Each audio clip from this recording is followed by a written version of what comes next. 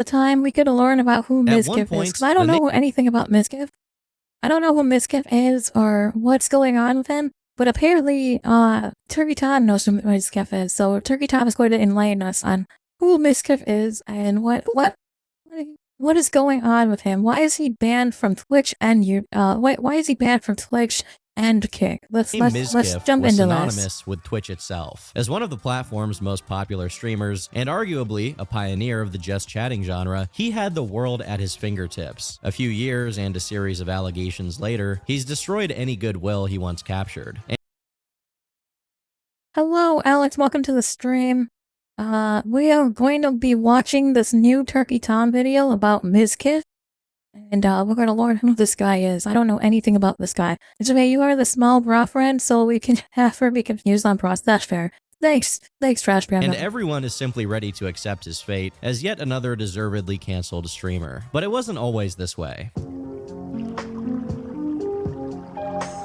In 2015, Matthew Rinuato was just some Italian kid from New Jersey. He was attending school for finance, hoping to eventually work for Vanguard, one of the largest investment companies in the world. He claims that at 16 years old, he joined a Skype group called The Wolf of Weed Street, led by a man who may be Jason Spatafora, an investor known for his dealings with cannabis companies. But okay.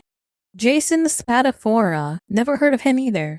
Don't know who he is. The Wolf of Weed Street. That's a fucking insane name. But I'm not sure if this is the same guy that Matt is talking about, as there are actually a few Wolves of Weed Street. Now, yes. In me, there are two wolves, one that smokes weed and one that does not smoke weed. Matt claims that by following the advice of this Skype group, he managed to turn $2,500 into $150,000 at the age of 16. However, due to poor investments, that number would shrink to $15,000. But this did give him a passion for finance, which imagine making $150,000 and then saying, I'm going to invest all of this money. That's depressing. And then lose it all. That's kind of depressing. I don't know. I never had that kind of money. After finishing college, he had his Vanguard job lined up and was ready to enter the finance pro workforce. But during a trip to Wildwood, New Jersey, he suffered from a sudden health issue. His left arm went completely numb during the day. Oh, homie had a heart attack. Let's go. His friend, an EMT, stated that he was probably fine, and Miz just took his word for it. His mother gave him ibuprofen, thinking he just had some mild cold. While he initially thought it was a non-issue, later that night he woke up coughing up blood, his heart feeling like it was about to explode, and screaming at the top of his lungs. His dad floored it to the emergency room, where the doctor immediately accused him of being on cocaine. But Miz wasn't. After a week and a half in the hospital, tests determined that he had viral myocarditis, which is essentially when the heart becomes inflamed due to an infection. While it wasn't known exactly what illness had caused the issue initially, it had been building up for years in the background of Miz's life. It was made worse by him taking the ADHD medication Adderall for 5 years prior, ultimately causing his heart to beat faster than normal and exasperating this pre-existing health issue. While it's clear that this needed to be addressed far earlier, the doctors also told Miz that if his mother hadn't given him ibuprofen that night, he could have died. Now,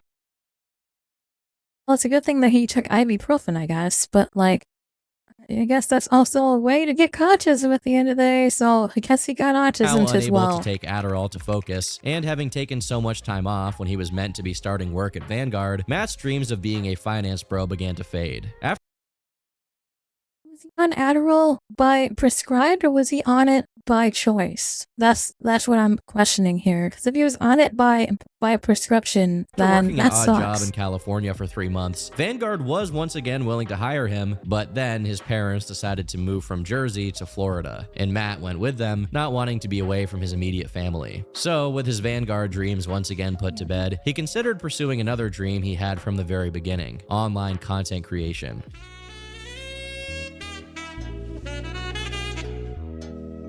To understand what made Miz successful, you have to understand that he began as primarily a viewer of the scene and a community member. Mizkif had joined the Discord server of YouTuber Glink, someone who was embedded in the culture of Twitch and had made various videos.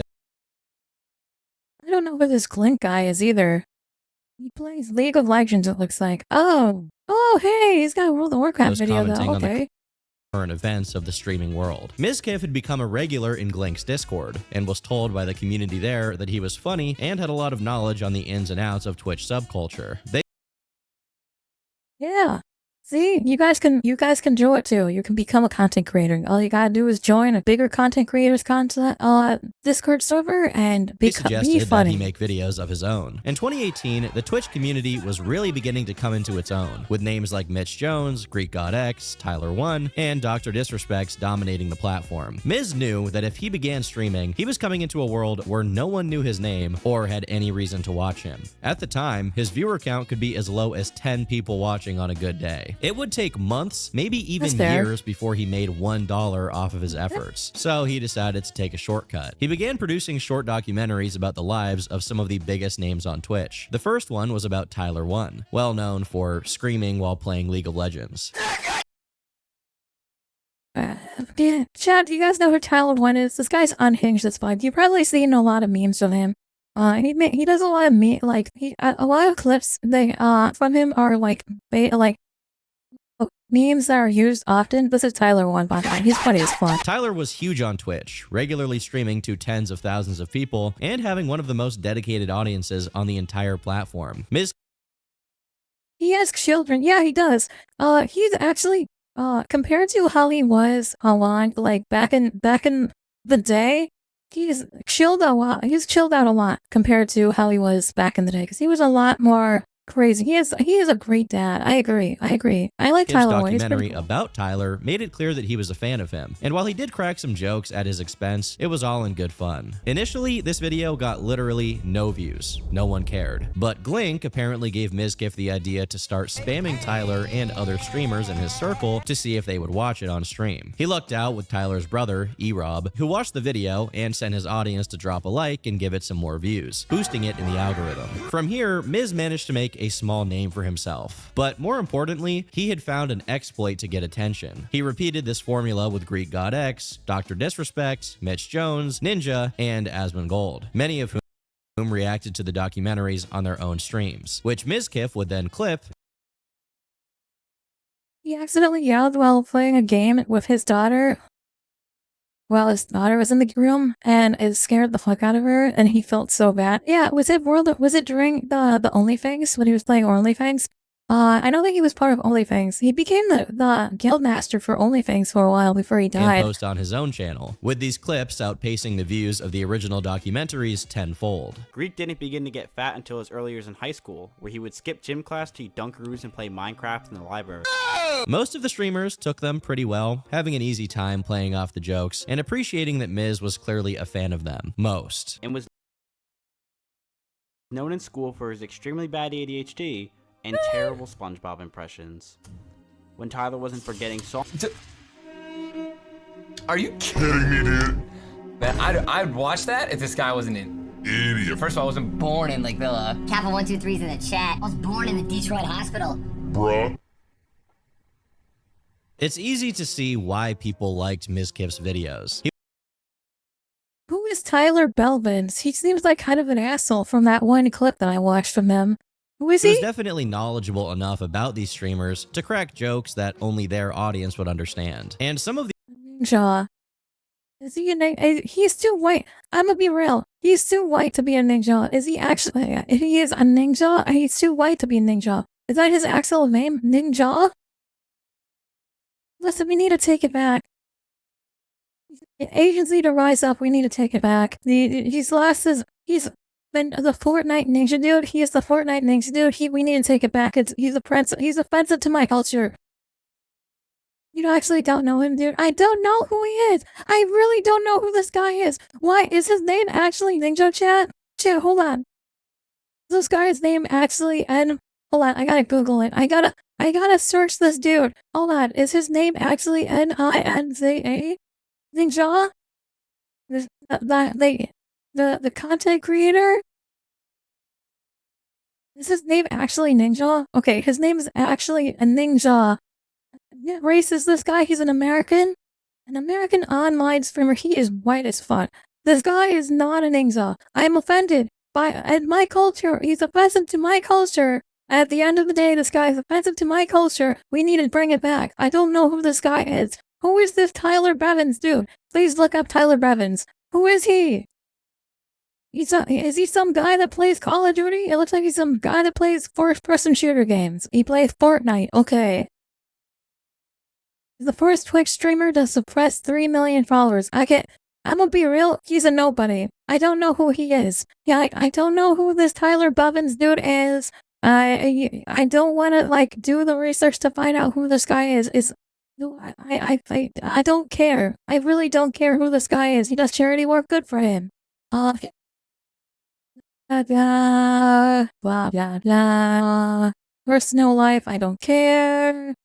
I don't care about. He's in movies? What movies is he in? Free Guy, Hotel Transylvania? Oh, he's in Hotel Transylvania. Okay. Family Feud. Okay. I've never seen any of these TV shows. I've never seen it. What movie is this called? Free Guy? I've never seen it.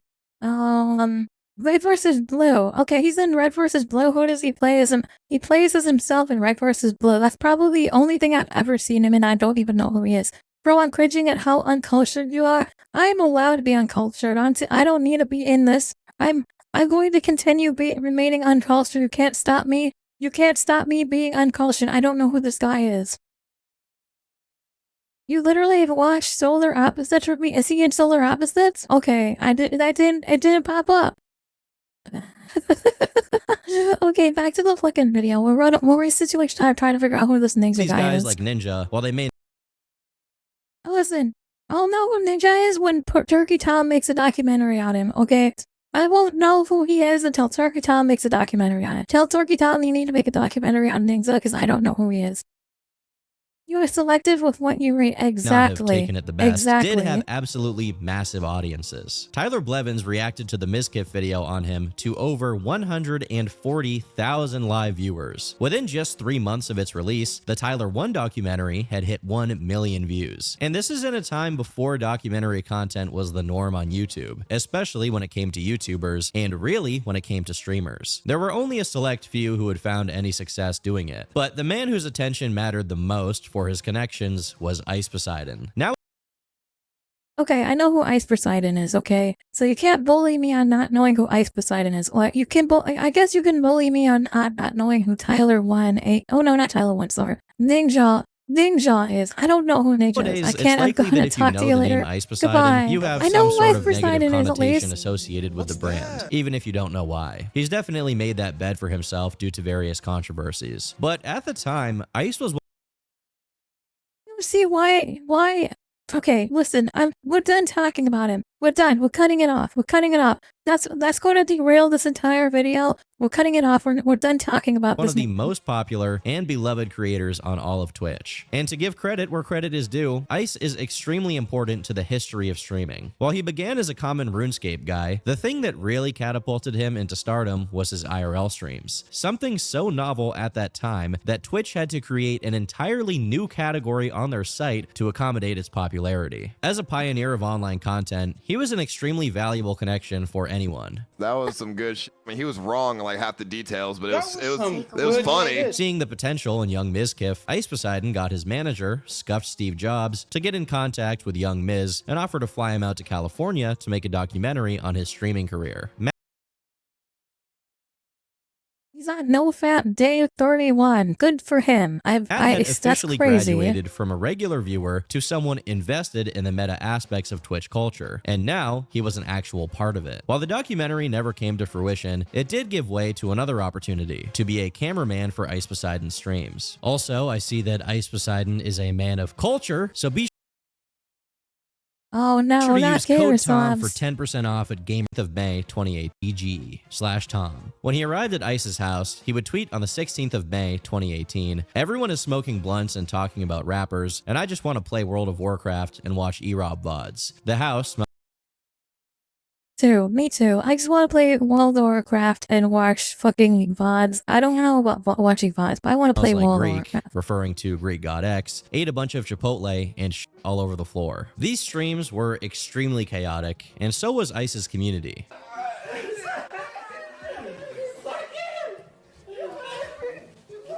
They would feature cameos from names like Sam Pepper, anything for Who is Sam Pepper? reviews.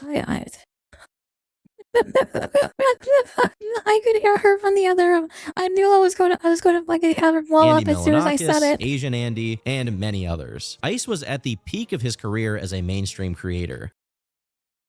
Listen, I'm gonna be real. Back in 2018, I was busy playing World of Warcraft and moving. I was starting my life over. I didn't have time.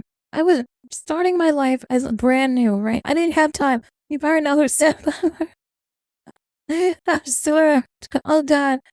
Anyway, I didn't have time back in 2018 to watch YouTube people. I didn't know any YouTube people because I didn't watch any YouTube people. I was And needing Miz to do more managed to research. carve out a No. reputation for himself as Ice's quick-witted cameraman. Ice even offered for Miz to stay in Los Angeles full-time and be a part of his traveling entourage. By the way, hello Brad, welcome to the stream. An offer that was definitely difficult to refuse, but that's exactly what Miz did. Instead of becoming a staple of Ice's streams, in July of 2018, he decided to move back to his parents' house in Florida and stream on his own, using the small following he had accumulated from the documentaries and Ice's community. At the time, this amounted to a few hundred viewers, but it was enough to start getting noticed by much bigger players. Look, he's playing Druid. The ugliest. Fuck, look at that fucking Druid model. Holy shit. Hey Reiku, welcome to in the the Twitch stream. ecosystem. We're watching Turkey Tom's documentary on Mizkif. I don't really know who Mizkif is. I know he plays World of Warcraft though. Trainwreck TV is my stream. Trainwreck TV. That's Twitter. Apparently he got banned from Twitch and Yo, Trainwreck, can I go on your podcast, please? Yes, Mom. Train invited Miz to an episode of the I'm Scuffed trying to podcast where he would contend trying with to names play like Austin Minecraft. Show, at the time known as Raj Patel, Asmongold, Pokelols, Sfand, and of course, Train. Yeah, that's pretty true. His constant trolling and above all else, likable personality made him someone that viewers wanted to root for. Jesus Christ, the pecs coming out. Do you work out, Mizkif? You know, I mean, it's got to be. I think it's no fap. I think it's a little bit of that. I eat a lot of peanut butter. He had a compelling story as someone who began as merely a viewer who then managed to carve himself out a small piece of the pie. I'm not playing Minecraft. Get the fuck out of my room. But I think it's also important to note another aspect of his skill set that really set him apart from the rest: networking. On YouTube, collaborations are just not that important. Sure, they help, but it's possible to succeed as a YouTuber without doing frequent collaborations with other people. However, on Twitch, the number of users is much smaller and much more intense. When viewers like Wait, I know who Markiplier is. I can hear her screaming from the other room. Did your Taco Bell ever get here? It's been like an hour and a half since we ordered Taco Bell. Where the fuck's the Taco Bell? I'm hungry. someone as a streamer, they will latch onto them and potentially watch for years. That being said, familiarity is equally as important. Why watch some Diarrhea Andy with one viewer when you could watch Asmongold, someone who by then had already been in the game for half a decade and had thousands of viewers? Mizkif recognized this and managed to carve out an audience for himself by doing as many collaborations as possible, essentially leeching a small portion of viewership from all of these established creators. I'm gonna be real. This is a valid. I'm gonna be real. As a content creator, this is a valid strategy. Networking is seriously a big thing. I don't do it. And how food is being made right now. Okay, I'm gonna be real. I don't do it enough. But like networking is one of those big things. So you need to like go and reach out to bigger content creators and leech out their following. And it makes me feel dirty, so I don't do it. You know, I don't fucking leech out other people's content. I post my own content, I stay in my lane, and I'm perfectly definitely happy. Got some clicks, particularly playing the game Marbles, and of course, staring at a wall for 7 hours straight. The thing that really defined Mizkif's career at the time was his collaborations. People like E-Rob, Pokelols, Russell, Lakari, Greek God X, and Mitch Jones became regular collaborators and members of a growing circle of entertainers. In the same It's kind of dirty, but it's also at the same time it works, which sucks. Yeah, I don't know. I feel dirty trying to do that. So I haven't really done a lot of reaching out and doing a lot of collaboration stuff. And I mean, the worst I can say is no, but it's also like, I don't feel right doing it. I'm afraid of people. I'm afraid of people that are bigger than me. Why should I collab with them? If you're a big content creator and you're watching this, consider collabing with me. I'm a small content creator for a reason. Pioneered IRL streaming, Miz was spearheading his own growing genre of content, just chatting. Just shake my head. Be able to I will never be able to network with these large content creators because I feel dirty doing it. I don't want to leech their following. I'm perfectly happy building my following up by my own on my own terms, I suppose. Oh my god, you look terrible. That's Lakari, dude. Look at me. Other guy. Oh shit, wait, I thought, okay, wait, you're not black. Alright. Typically, streamers are wary of engaging with their chat too much. There are a lot of issues that can come from too close of a connection to a bunch of people who only know you parasocially. But in the early days of streaming, there was one notable exception to this: Ice Poseidon. Ice would blatantly encourage the chat to break the fourth wall, to make suggestions for what he should do, from where to travel that day, to who to talk to which random person would make a funny addition to the streams. Miz had seen this and was aware of the power that comes from talking directly to a chat full of people who are watching your every move. For example, he once gave a viewer mod on his streams because the man actually counted to 10,000 in his chat. 10,000! He counted the whole way! What a god! He also seemed to show genuine regard for his viewers. When one sent a worrying message in his chat, he paused the regular proceedings to try and talk him out of making a life-ending decision, earning him an article in Dixerdo, where they write, Mizkif then continued to support the viewer, inviting them to stay on stream, hang out, and join his Discord. This is some dumb shit that I would do. I should probably watch out for myself here. The viewer replied not long after, saying, "This is what I needed, and this makes me happy," pointing to the support of Mizkif and his community. On a lighter note, at one point, Miz also That's honestly what I want. I want to build a community where we can watch each other's backs, you know? If somebody posts something like that, what I'll sit down and like have a talk with about chat that, you know? noticing his egg-like appearance, henceforth giving birth to the Eggers emote. Over the latter half of 2018, he went from just a few hundred live viewers to over 1,000. It was also discovered during this time that there was a certain Instagram model by the name of Emily who happened to share a last name. I'm not gonna lie, I thought this was Mizkif. I thought this was Mizkif dressed up. I'm fucking dumb as fuck. I thought this was the fucking guy we were talking about, this lady. Mizkif. This led Miz to troll the audience a bit by pretending that she was his sister, a game that she was willing to play with the viewers. You want to see my dent? Folks back. I do want to see your dent. Alright, ready? Yeah, it's not even bad. It used to be way worse. It's not bad at all. Fellow streamers Moxie and XQC would also notably stop by. I'm Felix. I'm not paying attention whatsoever. I don't know if any of y'all are talking to me. The stream took place in December of 2018 and would peak at 6,000 live viewers, rivaling the audiences in an apartment back in Jersey, so his mom would stop yelling at him while he was live. Mom, I'm playing World of Warcraft. Get out of my reel. Miz had seen the power of collaboration. At the same time, Austin, Texas was becoming a hub for various online personalities and had no state income tax. So I'm gonna be real, I need to start fucking focusing on collaborating with other people again, I left think. his home state for New Horizons in January of 2019. But with Mizkif's move came the solidification of an actual community of streamers who all lived within relatively close proximity. Miz would also begin dating Maya Higa, a girl he had met after seeing a clip of her go viral. E-Rob, get out of my room! You hear K-Bubbles twice! Oh, you have a roommate? Yeah. Is it a guy? No. Does she pay rent? Yes. Wow, she's already better than mine. Their relationship would be heavily documented throughout their streams together, as Maya went from someone averaging 20 viewers to over 2,000 due to her proximity to Mizkif. An interesting piece of information is that at the time, Miz's own clips channel on YouTube would clip both he and Maya's streams, meaning if you were discovering Maya for the first time on YouTube, it was probably only because of her relation to Miz. Miz would even do IRL streams with people like SFand, one of them taking place at PAX East, where they met Instagram model Jenna Meowry at I'm getting ready because I know for a fact she's going to fucking scream and have a meltdown here when I say this. But who the fuck is Jenna Meowry? Meowry? Jenna Meowry? Is this somebody important? Should I care about who this is, or should we just keep moving? We should just keep moving. I don't know who this is. Which point an interaction of pretty friendly banter would take place. I'm also an asshole, and I have to fuck myself. She just looks like an e-bot. I'm gonna be real, she just looks like an e-bot to me. I don't know who she is.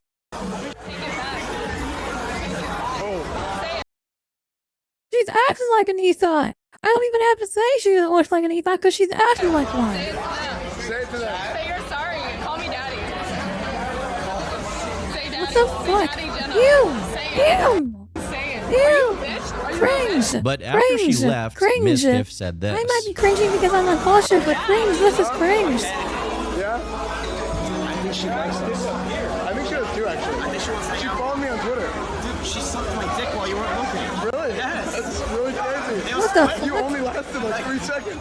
While the disrespectful comment was resolved privately, it ultimately resulted in a week-long ban for Mizkif and his friend S-Fan after Jenna's lawyers contacted the platform, upset about how the interaction had gone. However, Jenna stated that she did not want the ban to take place due to the joke Miz had cracked after she wasn't around. In reality, she wanted the footage to be taken down because she felt that she had looked unprofessional, noting the double standard of how much more backlash she would have gotten if the genders were reversed. As a result,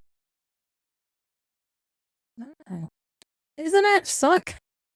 This is back when TwitchCon was actually doing shit about things. If you got a lawyer involved. Which is why the lawyers got into contact with Twitch, and ultimately why Miz and S-Fan were banned. But Trainwrecks was not exactly pleased with that explanation. So you made a mistake, you acted unprofessionally, you made a bad decision, and in order to fix your error, took away the reputation of S-Fan and Mizkif, sexual harassment on their record for the rest of their lives on the internet, and got them 7-day ban, a 90-day probation strike because you made a mistake and you wanted it to be erased. The Twitch community generally viewed this as an unfair ban, censoring Miz and S-Fan when they had done much less than Jenna had on camera, and as a result, the audience rallied.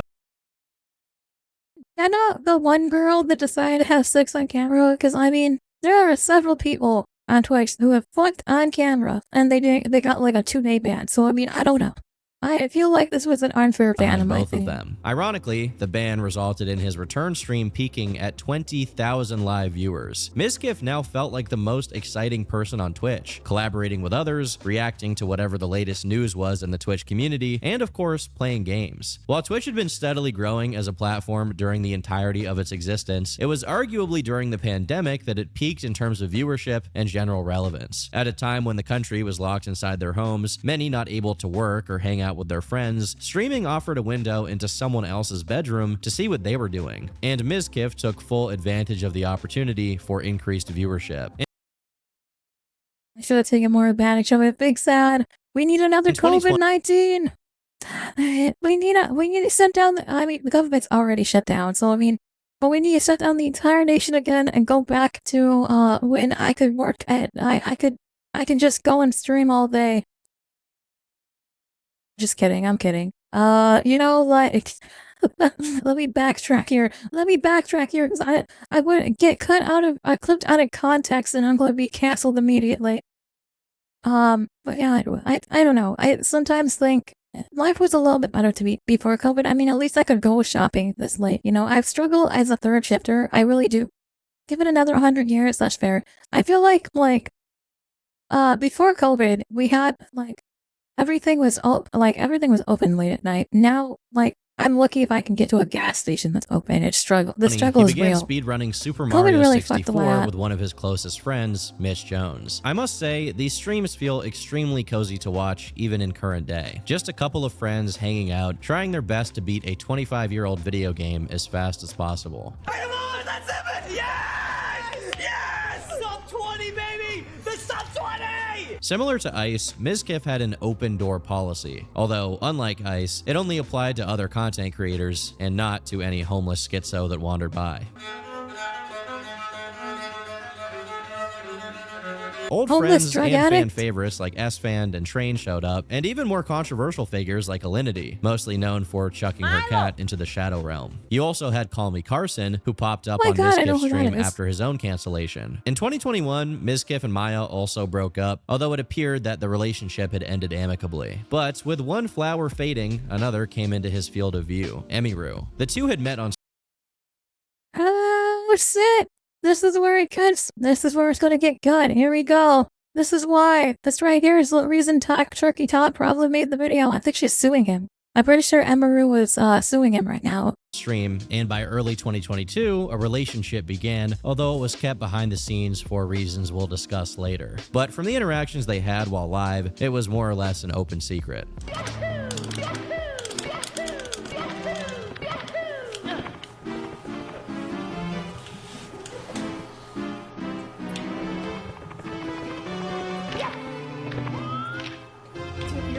Why are your settings like this? These aren't even the default settings.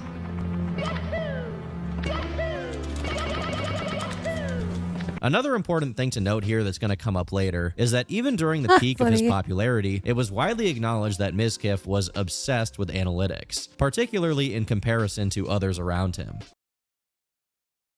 Want to watch first streamer channel and add me? Oh, no, never mind. I'm not reading any of the rest of that. Don't know how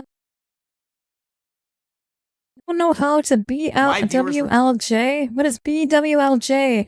Is that some sort of legendary? What is BWLJ? Going up. And there was a part of me that thought that I was going to be smaller than her, and I don't know if it was my ego or what, but I couldn't take it. Other streamers like Rekful even acknowledged the fact that Miz would be very unlikely to hang out with him if he wasn't live streaming. See, I know for a fact that me going live right now raises the chance that Mizkif doesn't ignore my text and hang out with me 69,420%, you know? Undoubtedly, the peak of his Backwards line jump. Okay, I thought it was some sort of legendary or something. Popularity was during early 2022, when he was collaborating with literally everyone. You name an e-celeb, and they were on his stream. Jenna Meowri even returned to guest spot his show. This collaborative nature was also reflected in his business dealings, with the most important of all being One True King. OTK, the point of it was to basically create an org where we all make content together, and then we would one day sell the org. The organization had been formed back in October of 2020, being a brand built around a number of online personalities. The original lineup consisted of the Egg himself, Asmongold, Rich Campbell, S-Fan, and Tips Out, with others joining over time like Tectone, Jay Schlatt, who had recently moved to Austin, Texas, and NMP Lowell. The most accurate thing I can compare it to would be AMP, which in current day is Kai Cenat's streaming brand. Get up the stairs faster and beat Dio is the Ronaldo.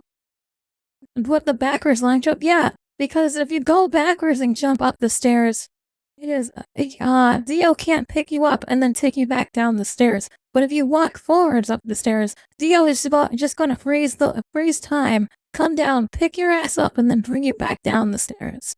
It was essentially a business model meant to take advantage of the large audiences of all of its members. They secured sponsorships with PC builders, they had a professional World of Warcraft roster, and of course, they held a number of massive streamer collaborations. Miz was averaging around 40,000 live viewers, making millions of dollars a year from a variety of revenue streams, and without a doubt was one of the most well-connected people, not just on Twitch, but also in the entirety of the content creation world. But a devastating controversy would threaten to rip it all away.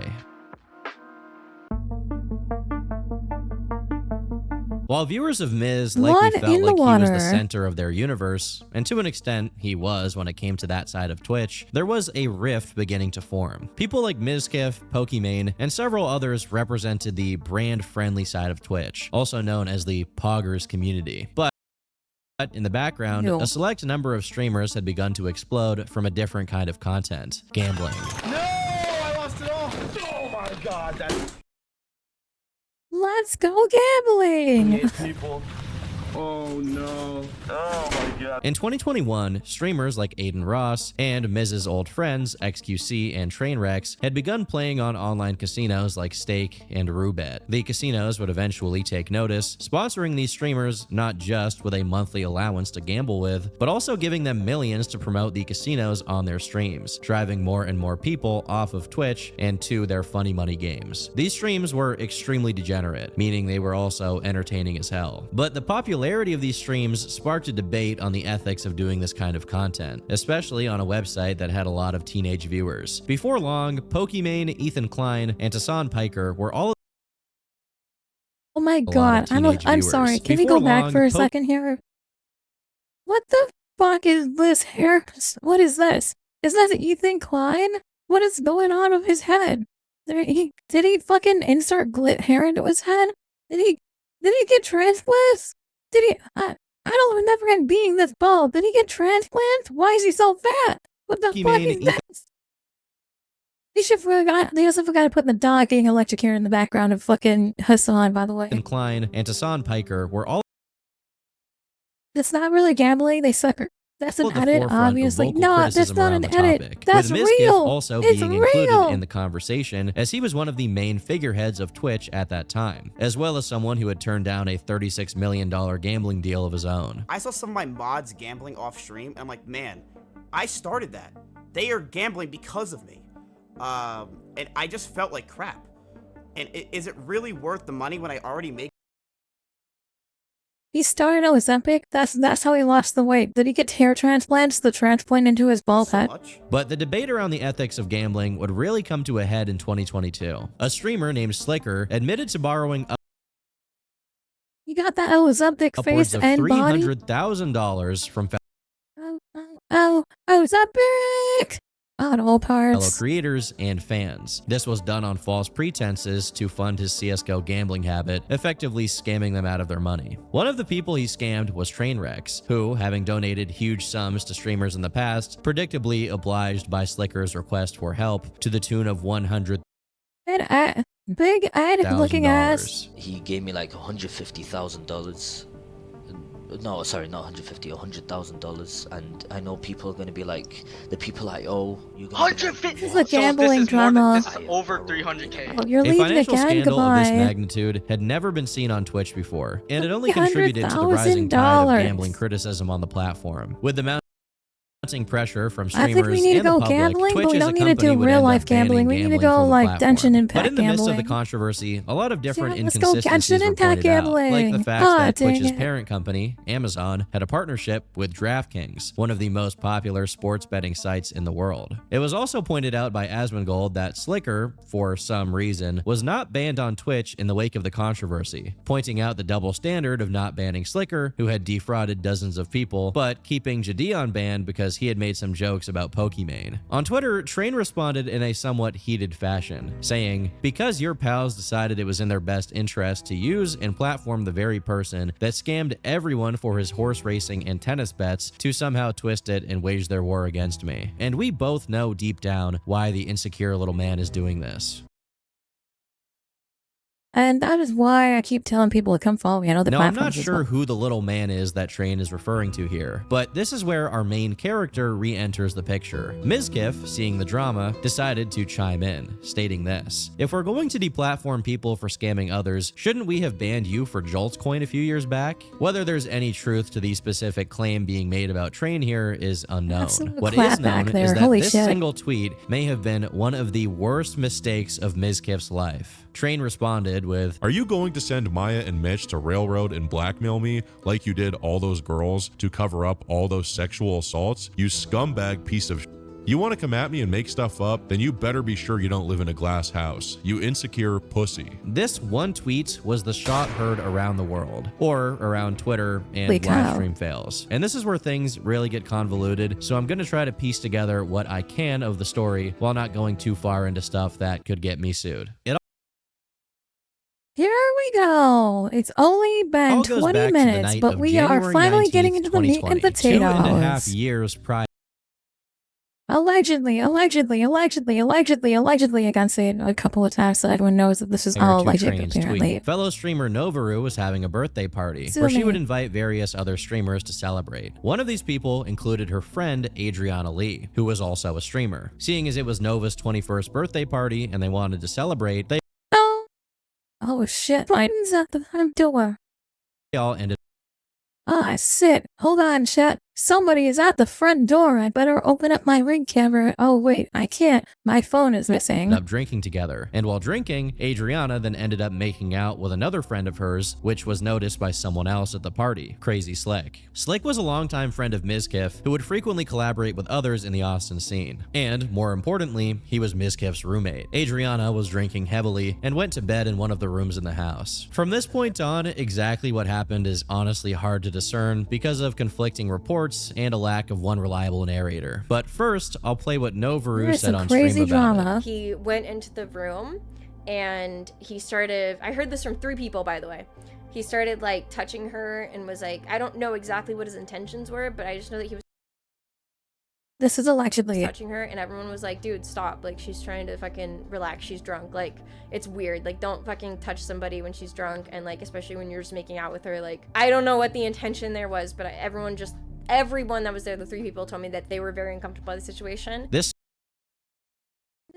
These types of stories are what causes me to be an absolute internet sudden, where I like close myself off from the public and I only go to work and I come home and stream. Like these stories are the scary stories of the internet that cause me to be an absolute mental basket case, where I lock myself in my office, and on my time off, I stream instead of going out and touching sunlight grass. In a very Thank you so careless much. fashion 18 months after it supposedly happened, leading to a lot of conversation in the community. Shortly after, Adriana Lee herself made a response to the situation. She opens by saying that she was very intoxicated and ended up blacking out, so she herself doesn't exactly remember what happened. I was told that I was kissing my best friend, Enna, and another one of my close friends at the time, consensually. Crazy Slick was following us around, trying to kiss me, trying to kiss her, and at one point I was told that he and I ended up kissing. Then apparently I was passed out in one of the rooms at the party, and he came into the room while I was unconscious. He came into the room a couple of times after being asked to leave me alone each time. In 2 of those instances, he touched my neck and chest, saying he was just making sure I was alive, after being assured by my friends that I was okay as they were watching over me. Whether or not his intentions were out of genuine concern or not, I don't know. To be clear, I mean, I'm not going to stat for either side on this, but like the neck part for sure. If I'm touching somebody's neck to make sure I can get their pulse, like that's a valid way of checking to make sure somebody's alive, is by checking their neck. But I wouldn't check their chest. I would probably check their pulse on their wrist instead. That's also an option. If I'm that drunk, listen, I don't drink like that, so I don't ever get to the point where these people are like how these people are, where you can't function. I'm not stupid enough to get drunk to the point where I can't function, right? But if I were in that situation where people were drinking to the point where you are like passing out and you're like black out, like gone, I personally would probably be making sure you're alive by checking the wrist and or neck to make sure that you got a pulse. But also I would make sure that you're not laying in on your stomach, because if you lay on your stomach, actually, I think you want to make them lay on their stomach, because if you lay on your back and you throw up, then the vomit goes back into your throat and then you soak. So I would mean making sure people are laying on their stomachs instead of their back. I think side. Chat, it's the side. I'm wrong. Assault me, but his actions Thank you did so make me much. uncomfortable. Adriana also included some messages with an anonymous person where they seem to corroborate this story. She ends the twit. If you're drunk to the point where you're throwing up, you have already fucked up. If you die, you die. Just don't die in my place, please. I don't want to have to deal with the blowback. I think you need to ask if it looks like, sounds like, acts like. If it looks like a duck, sounds like a duck, acts like a duck, it might be a duck. But it might also be a goose, so you better by watch yourself. criticizing Novaru for airing out her story when she did not want it to be publicized. Slick himself also made a twit longer, apologizing for what he did, but stating that he entered that room exclusively to make sure that Adriana was okay, stating he was checking her pulse because he was worried about her. And with that, the controversy had been put to bed. But now, because Mizkif had fired a shot at Train, the story was being relitigated a year and some change after it initially came out. Gotta watch out for those goose men. Only human sounds. Yeah, listen, only human. Only humans. Welcome to the stream. You have to watch out for the goose people, because the goose people are scary. Listen, I went to college for 1 year. And in that 1 year, we had a major goose problem at the college that I went to. I went to a community college for 1 year, and then I decided to get into the workforce, right? And swans, I've never really interacted with swans, but then swans, that's fair. But geese, where I grew up, the geese were aggressive, right? They were super funny aggressive. Hold on. They're super aggressive. Stop talking about, I'm telling the story. Okay. They're super aggressive. Like, literally, we had a staircase at the college, and we couldn't go down the stairs. We had to walk around the entire building to get to the other classroom, because the geese took over that area. And if you tried to go down the stairs, they would chase you. I watched a student that tried to go down the stairs, and they chased him all the way to the other classroom, pegging and nipping at his feet the entire time. It was crazy. Where I grew up, geese were we grew up in the geese ghetto. The geese had guns, and They were threatening people. We don't fuck with the geese. The geese don't with fuck with some us. added details. The claim here is that Mizkif had sent his ex-girlfriend Maya Higa and fellow streamer Mitch Jones You'd be swinging at the geese, and the geese would be taking out fingers. You would be losing fingers.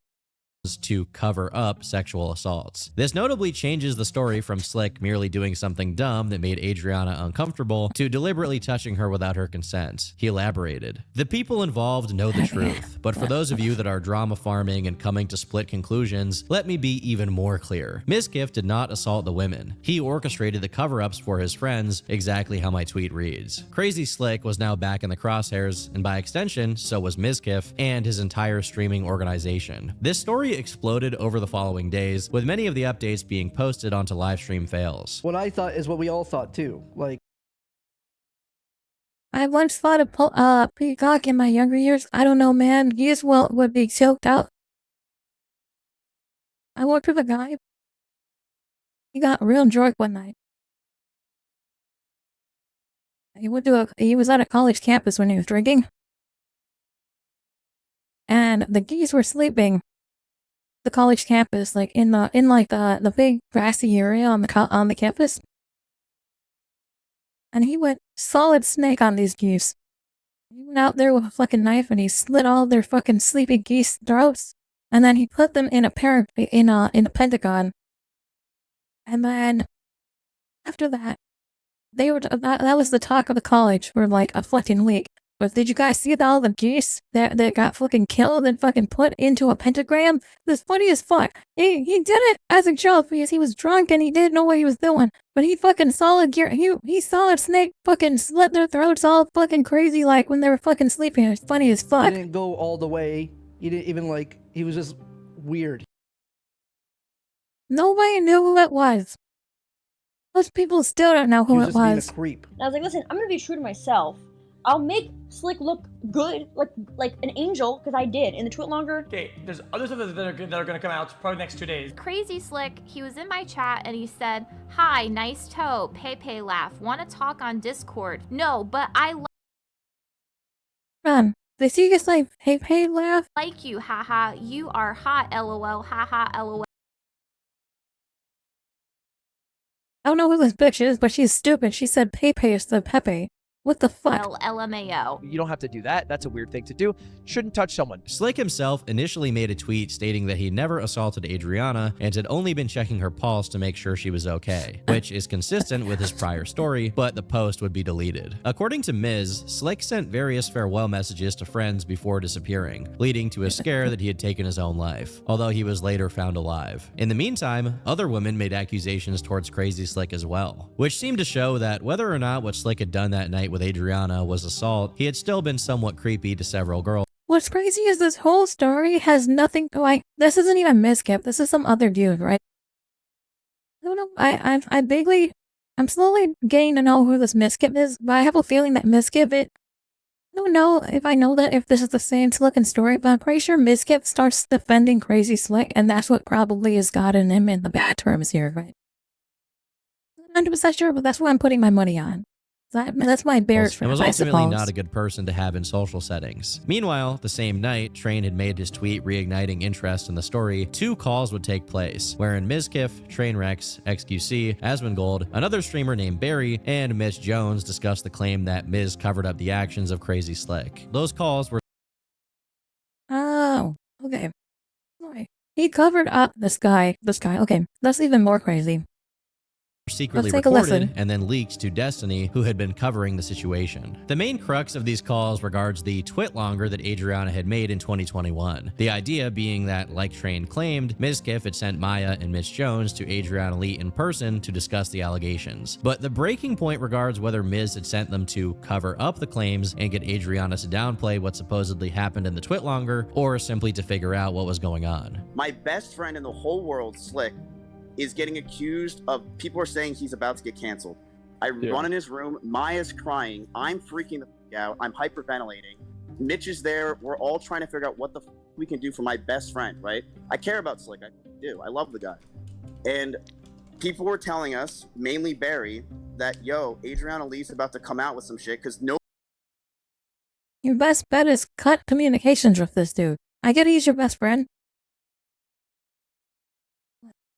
You have to think about, at the end of the day, if you're streaming like these people are streaming, this is a job. Now these people are your friends. They are coworkers.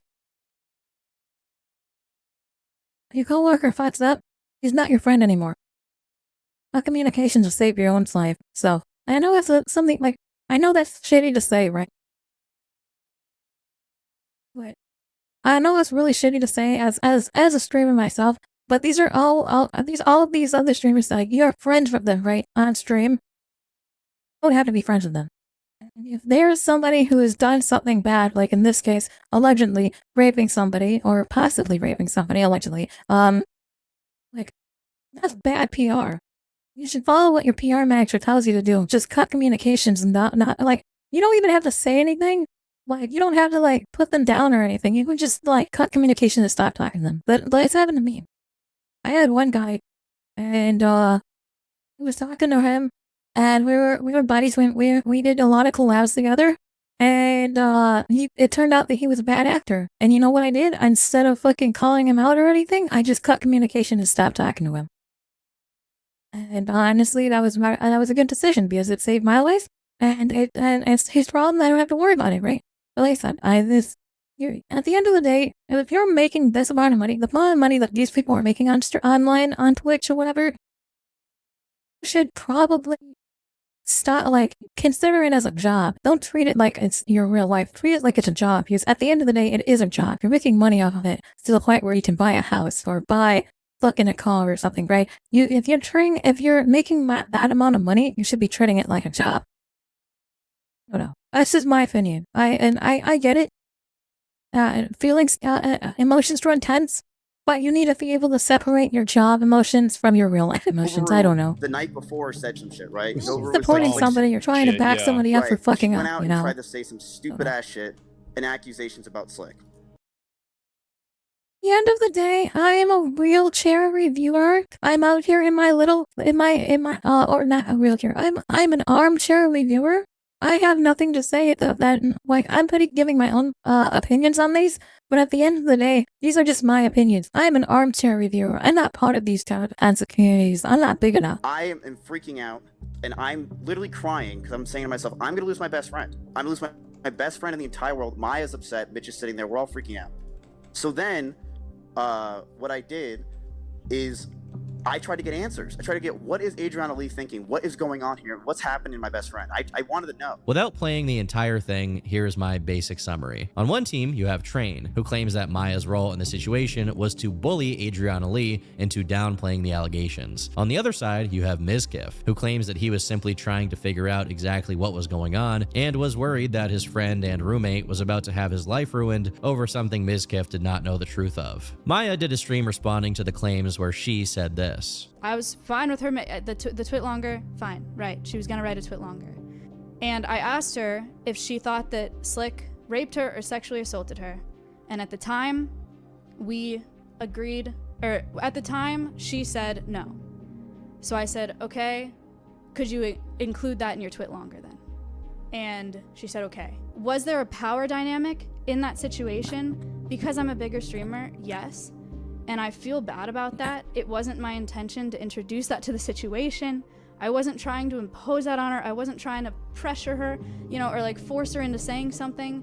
But did it naturally exist? Yes. Meanwhile, Adriana appeared on Hassan Piker's stream to claim that Maya had encouraged her to downplay what went down. I walked downstairs, they're like, so what happened? Like, let's do something. This sounds like a bunch of nothing burger to me. I'm gonna be real. She literally said that this guy didn't sexually assault her or rape her, right? That's what she said. The other girl says, maybe you shouldn't say it on stream that he did. Because at the end of the day, that's slander. If you accuse them of that, don't say allegedly, it's slander, right? But like, I don't know whose side to be on this one. I'm gonna remain neutral on this opinion. But I feel like if you've already said, I don't feel like I've been raped or sexually assaulted, but I just feel creeped out from this guy taking your pulse. I don't know. I don't know where, I wasn't there. I can't fucking say what happened there, but like, I don't know. It seems like a lot of nothing burger so far, right? And there's, unless you go and call it, like, I don't know, in my opinion, I'm gonna be real on this.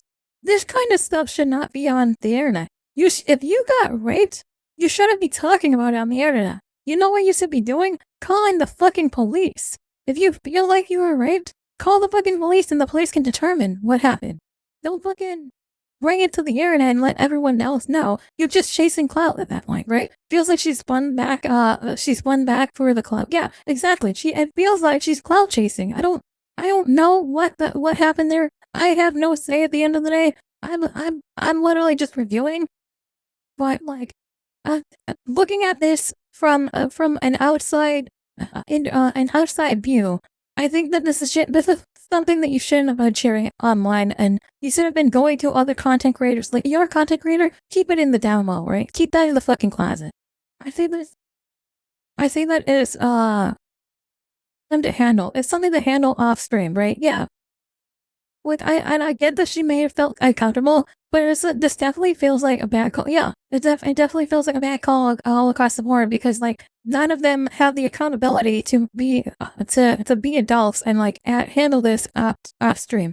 They have to make everything odd stream so they can make more money. And I was like, well, I was just gonna write the tweet. And maybe that makes me more of an adult. Is like, these people are just grown. Like, these are adults. These are children in adult bodies, right? All of these people that stream online like this, they are children in adult bodies, and they don't know how to interact publicly. So their entire lives are on the internet. They don't know how to touch grass, right? And maybe that's just me being a little cynical here, but I feel like this is something that should not have been shared online. It's something that should have been handled out off stream or like behind closed doors, in my opinion. Longer with Kyle, the person that was there. Like, I don't really see why you guys need to be here. And then from there, obviously I was, you know, if we say something, we're gonna have to kick Slick out. And I was like, okay. And it's like, well, if you do say something, just know, like, people are they're gonna come after you. And I think that Slick, if Slick had enough brain cells, he would know that he could have contacted the lawyer. If he just kept quiet, contacted the lawyer and reached out for slander. Like, at the end of the day, it's slander. If the accusation did sue and they countersue, right? I don't know. Take it into court. Don't fucking take it on stream. Like, okay, well, like, I'm still gonna be true to myself, you know? Yeah. And we wrote the thing together. Like, she was there while we were writing it. And she proofread it, and we changed some of the vocabulary to make it less harsh on Slick. At the same time, Mitch Jones claimed the following. And keep in mind, he was one of the people sent to Adriana's house. Did Miz explicitly give direction to you and Maya to go to Adriana's house and to quote-unquote downplay the situation or find a way to save Slick's ass? Yes or no? The answer to that is yes. One particularly bad clip that surfaced online was one where Mizkif had appeared to downplay the claims made about Crazy Slick. Of what you can deem of it, it's sexual harassment, whatever. At a low scale, it's not really a big deal. I don't think people really gave a shit and really cared. Now, it is worth noting that this clip is from prior to the more recent reinterpretation that was made public about the event with Slick. Adriana herself had stated that she did not think it was sexual assault until the meeting with Maya and Mitch took place. That whole time, I was just told he touched my neck and like my wrist and tried to check my pulse. And then I found out as we were writing that twit longer that he touched my chest. Many would argue that Mizkif was not aware of the severity of what the true allegation was, due to the twitlonger that Adriana had made downplaying it. But of course, that then brings us back to whether or not Mizkif had sent his friends to get Adriana to downplay the allegations in the first place, and his level of awareness on what Slick had done. As you can tell, this entire thing sounds like a bunch of drama. We're gonna speed up through this because we've got another 30 minutes of this. I want to speed up through this because this is just making me like. It sounds like a bunch of nothing burger. I'm going to try to speed up until we get to some more meaty having some grinds. Clear bias towards hating Mizkif. It was also made clear that Miz had some other enemies waiting in the wings. IcePoseidon had been banned from the platform years prior after a troll swatted him while he was on a plane, sending him on his own arc having to deal with being censored off of the most valuable platform he had. Simultaneously, the entire internet had become increasingly politically correct, meaning someone like IcePoseidon was very much not in vogue at that time. Not to mention that Ice had gotten himself into trouble after a series of videos criticizing his handling of a supposed scam. Meanwhile, Mizkif's rise to popularity was symbolic of what is arguably the exact opposite of Ice. Was I a little edgy, I would say, a little bit. A little bit? 5 or 6 years ago? Maybe. I mean, a lot of it's Photoshop. Listen, we all were actually 5 or 6 years ago. I learned and adapted. I matured. The internet was not politically I also matured correct. as my view count went up, but I didn't. I can't pause it. He had even taken the time I'm going to turn it down, but I can't pause it because if I pause it, we're going to be here forever. I know a lot of you guys would be like, yeah, easy clap, you take the bag, right? Of course you would. A lot of you guys would take 300K and just walk away and be like, you know what?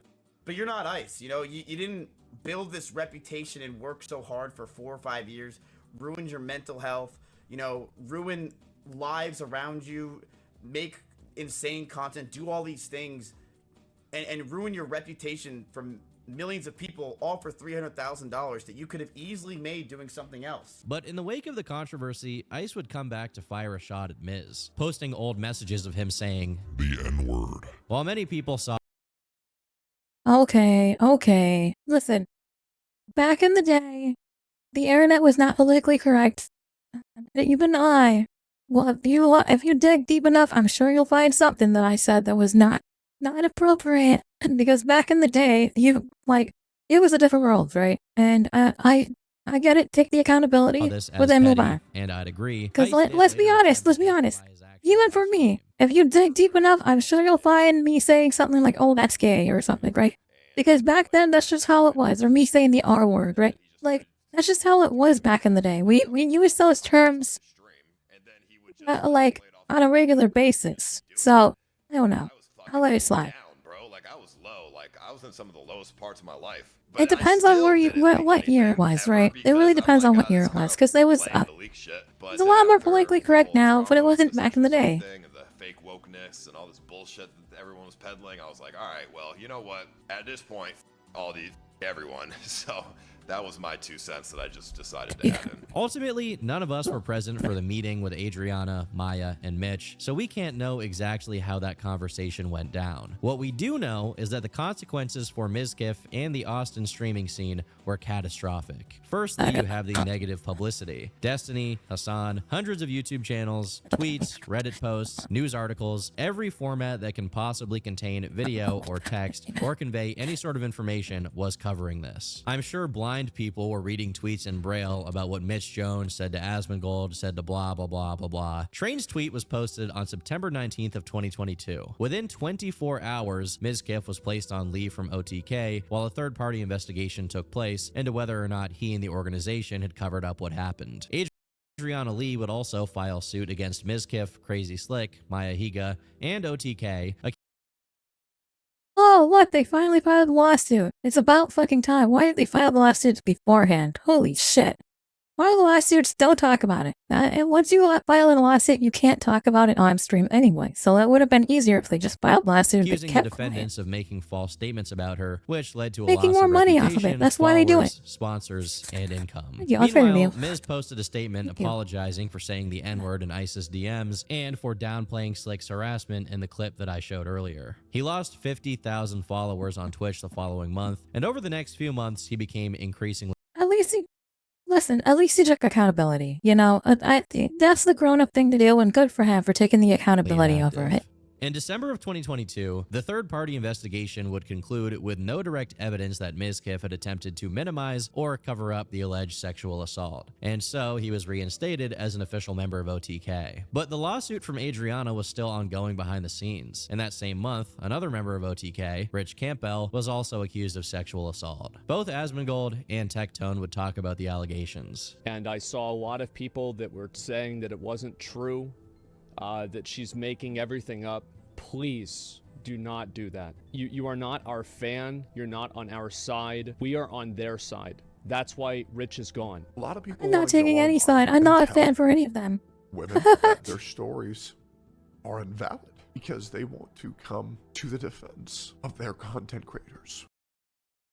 I don't know who this guy is, but I'm watching him cry over something that I've checked out on 20 minutes ago. It's kind of funny. Why is this guy crying over his fucking viewers? I don't know what's going on anymore. Noting here that one of the few people that defended Miz publicly was actually Emiru, giving a rather emotional appeal to the sincerity of his character. I mean, you guys know Oh my god, drama! I've lived with Miz for 10 months, and I've hung out with him pretty much every day since I'm gonna put this blow pop in my mouth, chat.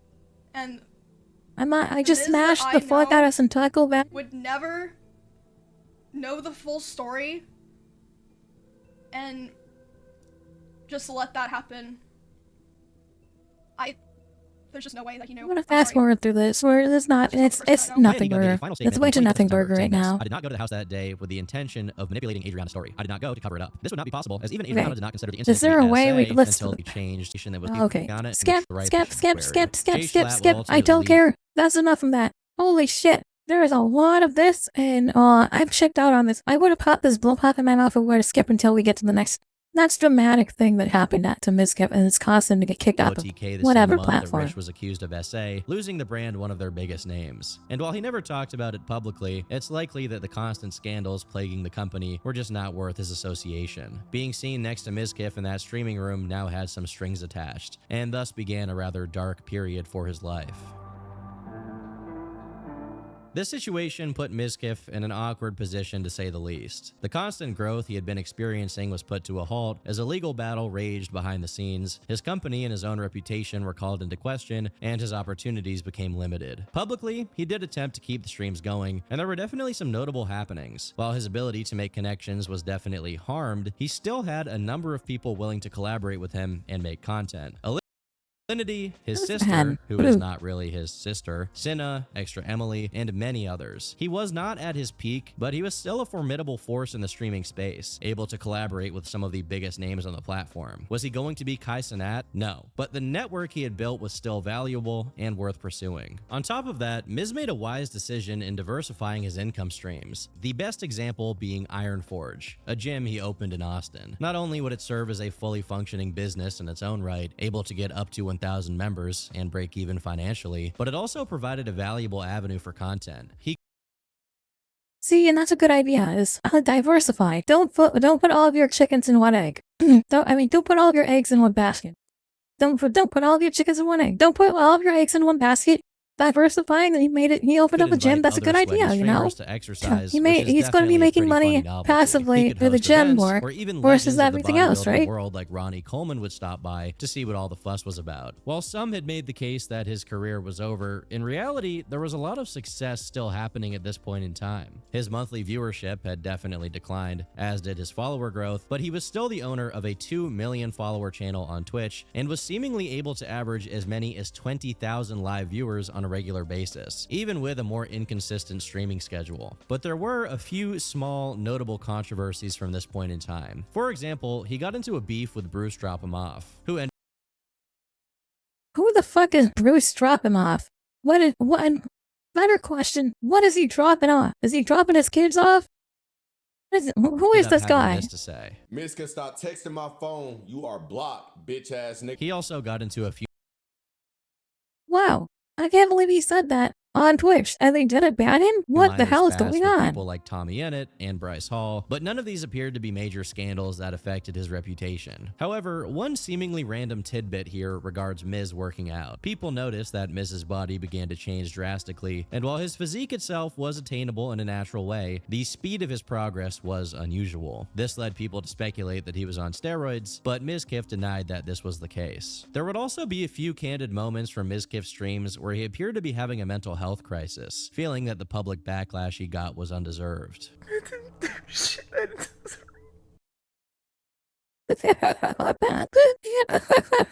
I'm sorry. Watching a grown man cry on stream is fucking that's funny to me. Stream, bro. Get on my chat, man. My mental can't take it anymore. I just can't. Rough, buddy. Like dying. It's so bad, That's rough, buddy. That's rough, buddy. Moving on. Miz was collaborating with his friends, particularly his girlfriend Emiru, trying to pump out content like usual. He even managed to secure a stream with BB No Money, easily one of the most brand-friendly and progressive rappers out there. It seemed like maybe the supposed setback from a few years prior was finally beginning to lift. But behind the scenes, the court case was ongoing. Just from watching his content over the course of early 2022 until late 2024, you can see that his personality is not what it used to be. The guy is no longer as carefree and definitely had these situations weighing on him, and the emotional outbursts would ramp up in severity. On February 6th of 2024, his former friend, Mitch Jones, released footage where it's implied that Mizkif had basically beat his ass. I was at his house, we were arguing, and then I asked him for a ride home.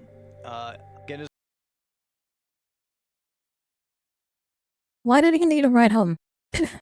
Indeed, it's like that. There is some kind of favoritism or something. I know, right? That's so crazy. So this guy did not drive there, clearly. Why didn't he just...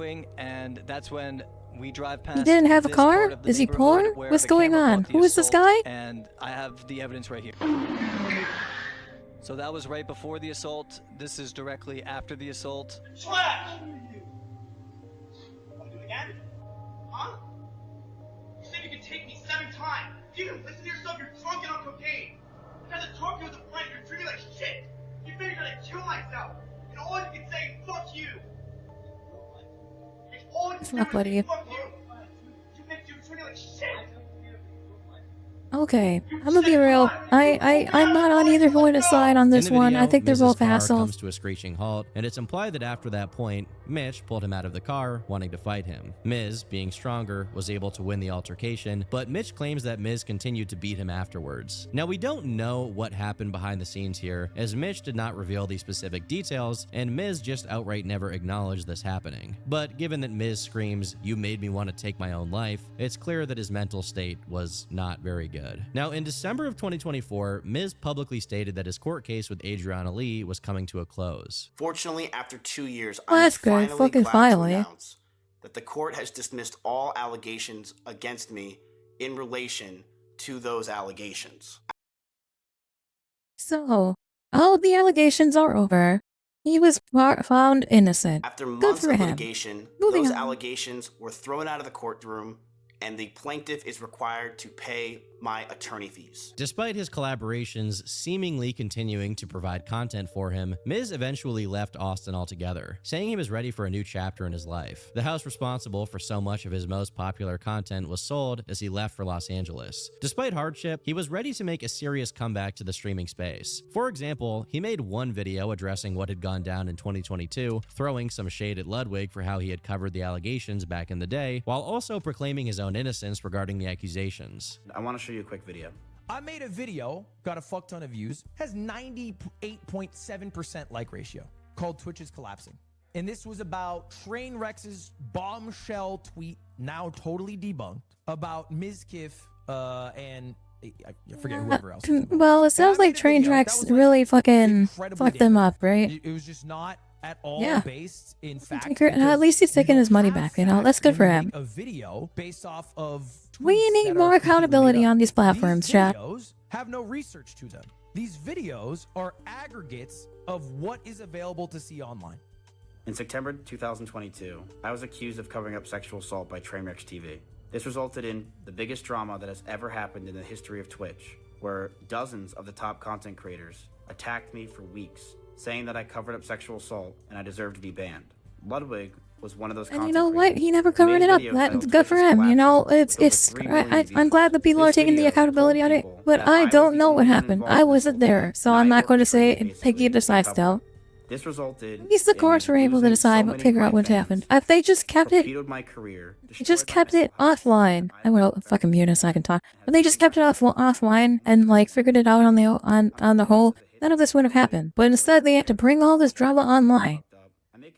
I don't mind. I enjoy the free tea. It's free tea at the end of the day, right? and understand that it's not true. But on other platforms like Instagram and TikTok, a lot of people hate me because of this. I hate that this happened, but I keep moving on. And if you're someone that watched me over the years but thought I did that, give me another chance. Simultaneously, he appeared on multiple podcasts within a short period of time, clearly preparing for a comeback and a new chapter in his life. But it's still worth noting that even in these podcasts, he still discussed the allegations made in 2022. I feel like my brain cracked when it happened. I almost feel like there's a before me and after that me. The before me was much more innocent and believed in people. Now I'm very jaded and I don't trust anyone. And that's a very sad life to live when you're trying to be funny and entertaining, because it's almost like you don't want to entertain because you're just like, I don't like these people or they're going to betray me one day. He makes a clear distinction between him before and him after, and the difference in his mental state since that moment. What's intriguing to me, however, and you guys if you've been paying attention, is that despite what happened, he was still very successful, but for whatever reason, instead of fully putting the situation behind him, or at least not talking about it in the public, it was clearly still a subject he was holding on to. Regardless, with the majority of the legal claims against against him being dismissed and Miz relocating to Los Angeles, maybe he could finally build back the momentum that he lost, and perhaps the 2022 drama would end as a minor footnote in an otherwise impressive career. But within days of this podcast being released, it all came crashing down. Not looking into it, but did Emerald not accuse Miz of sexual assault? We haven't gone into that yet. That's coming up. That's coming up. We have And this another like brings us 30 to minutes of this, but it should be coming up next. Yes, it's coming right now. Here we go. In the year of our Lord, a series of events would ultimately lead to more of Mizkif's private life becoming a matter of public knowledge. Details he likely never expected to come out. The first domino was Hassan Piker showing the world how much he loves his dog. Stop. This controversy, while bad for Hassan himself, was worse for Twitch, leading thousands to call for him to I'm gonna be real. I did the reaction video of Hassan Piker and his dog. And I got a lot of slack, and people were like, I don't see what your counter argument for not liking this guy is. There's no counter argument on not liking this guy. I have the right to not like somebody who, from terrorists, thinks America deserved 9/11, abuses a dog. No counter argument to somebody who is like Hassan, right? I don't need to argue about the reason I don't like him. I don't like him is because he's not a true American. He platforms for known terrorists and tells everyone, his viewers, to go follow known terrorists. He thinks that America deserved 9/11 and that we deserve a second 9/11. 3, he fucking abuses his animals. Like, that's just 3 of the many, many things that he's done in the past that I don't like. And those are the big 3 that I don't need to argue over, right? I'm just saying it now because I'm going to be clipping that and I'm going to make that into a short, but specifically for the people in my comments who are complaining about I don't have a platform on why, or I don't have a counter argument. There's no need to argue about it. I don't need to argue about this or have a conversation about it. Assad is a shitty person, and there's nothing else that needs to be said about it. If you fucking platform known terrorists and tell people to go follow a known terrorist, somebody who is against our country, then you're just a traitor, and you should be treated like a traitor.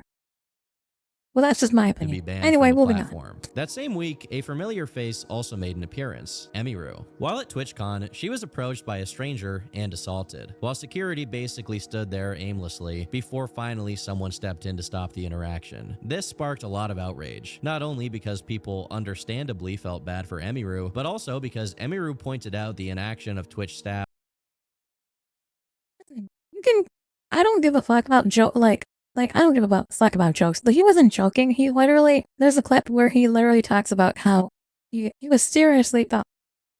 There's a difference between joking about it. At the inside, it's okay if you're joking about it, but the fact that he, defend yourself for not liking the dog abusing terrorist loving 9/11 joking guy right now. No, I'm not going to, there's nothing that needs to be defended about that.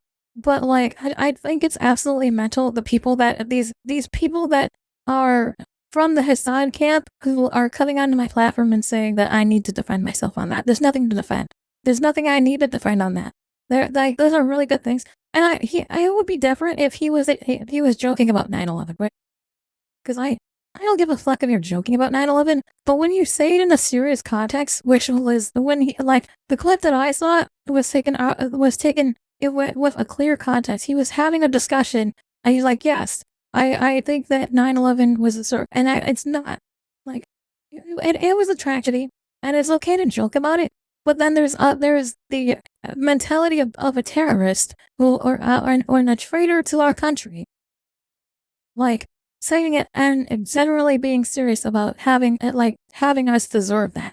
There's a difference there, you know. Regarding the issue. With millions rallying to support her in this trying time, on October 25th, she took to her stream for a massive announcement. Many likely thought she would be discussing Twitch at length, and while she did open by discussing their inaction in regards to what happened at TwitchCon, the main subject was something else entirely. Today, I'm finally going to be opening up about The psychological and domestic abuse, stalking and harassment, sexual assault, and threats of blackmail that Mizkif has done towards me. Emiru opens by stating that this was not coming out of nowhere. She claims to be bringing this information forward because she was informed by 3 separate people that Mizkif had continued this pattern of abuse after their own relationship, and as a result, she feels the need to bring the information to the public to raise awareness and prevent him from doing so in the future. She also claims that Mizkif had threatened her indirectly, telling others, including streamers, that if she ever came out about what he had supposedly done to her, he would start a smear campaign against her.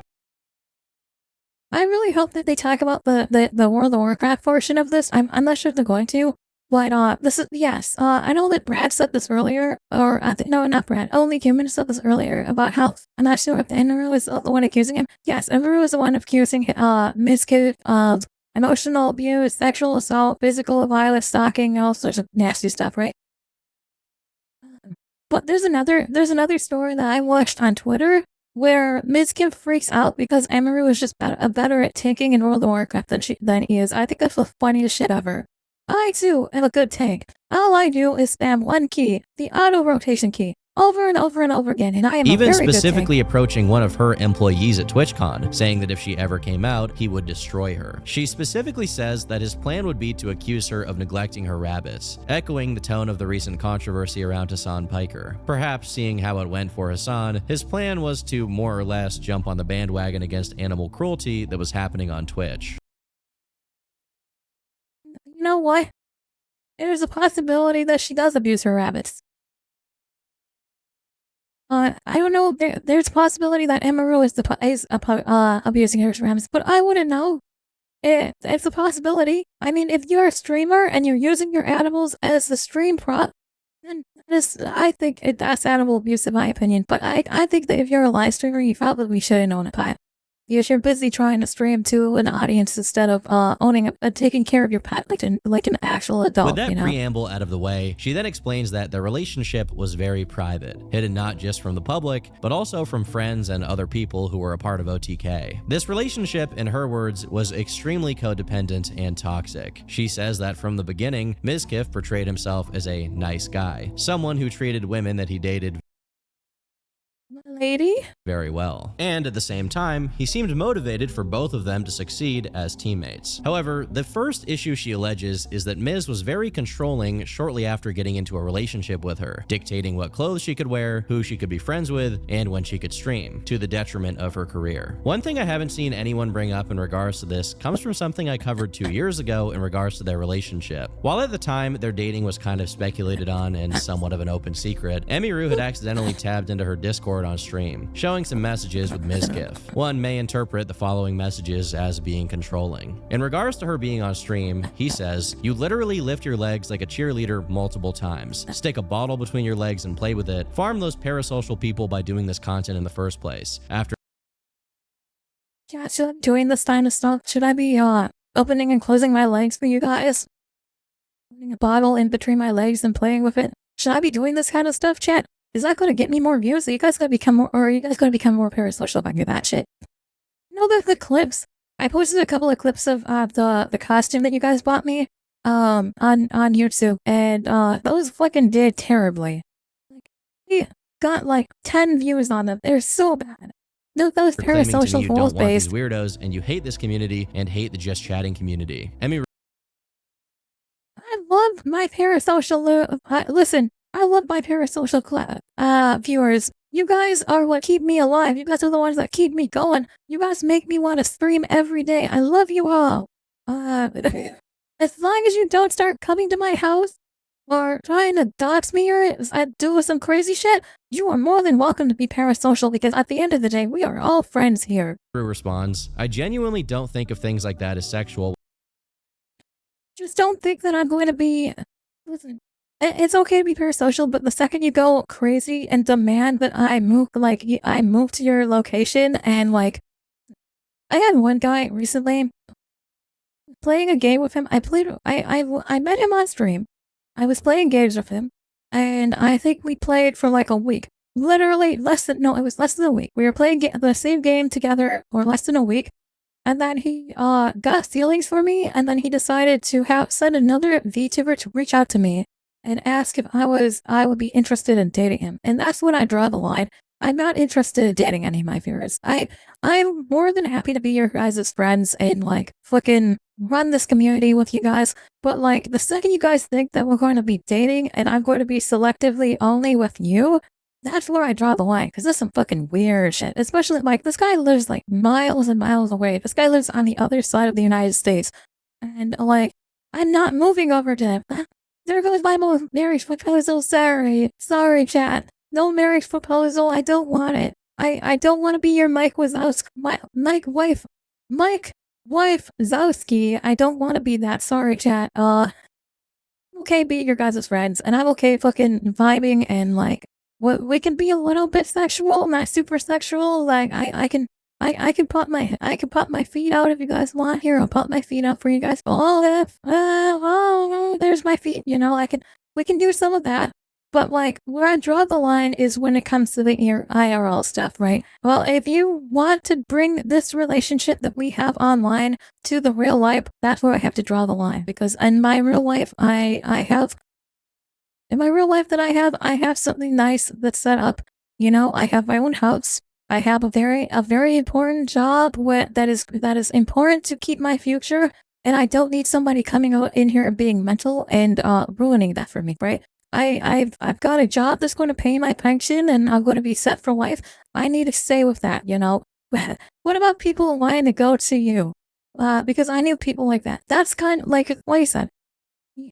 I mean, I have the PO box, right? You are welcome to send me something, but let's get to know each other before we do any meetups. Like, and I want to meet in a public area. And like I said, that's something for off-stream context. There, meeting somebody in person. I mean, we can meet in person, but you're going to be very surprised that I look nothing like I look nothing like the VTuber, right? I don't have eye cups. That we were on stream earlier. And I would break in the fourth wall here a little bit, but I know I don't have I cup tits. I'm gonna be real, chat. I have B cups. I've got little bitty tits, you know. I'm not. I am the complete opposite of my VTuber, except for maybe the age, because I am the mommy age, you know. That's the like that. If you meet me in person, you'll be surprised, you know. But I don't think we're going to do that. If you're going to meet in person, it's probably going to be because you're going to the same convention I'm going to be. She's not a one-to-one likeness of her model Burn the Falls VTuber. I'm gonna be real. I have B cups. My artist thought it'd be funny to give me H or I or J cups, right? I don't know what fucking letter. I think he confirmed he said it was I cups earlier today when we were I cups.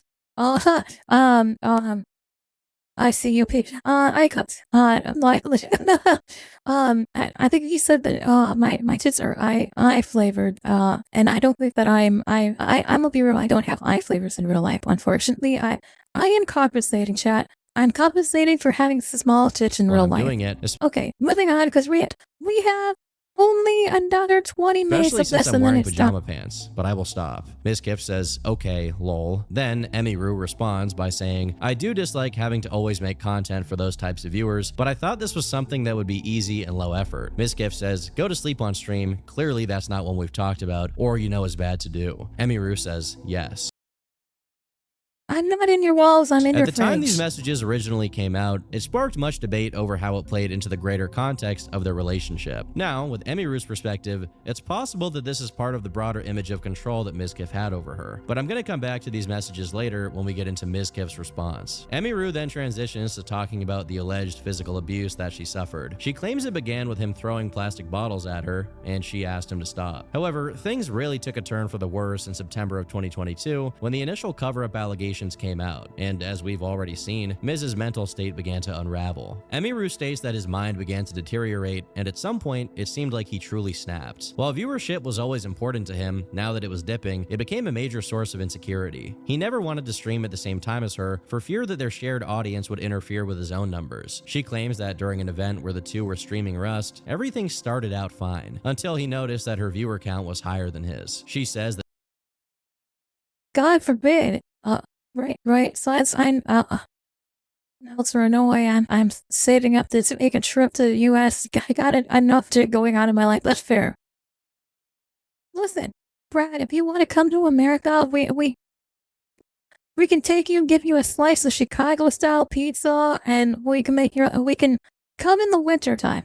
My recommendation, come in the wintertime, because there are like 6 to 7 feet of snow, and it will be miserable, and you'll enjoy it. Yeah, you'll definitely enjoy it up here, He then you know? messaged her saying he wanted to take his own life before ending his own stream, walking over to a door near her room and slamming it so loud that even her microphone picked it up. This claim would become closer to objective fact once Reddit detectives actually found the incident being referenced here. During this video, you can see that at some point, crazy. he realizes her viewership is higher than his, and his mood quickly changes. He ends his own stream after complaining about being tired, and then by checking Emiru's stream, we can see the moment when the door slams, startling her. Like we haven't murdered.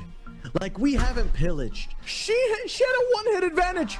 She was coming. Well, I have some cloth in my house.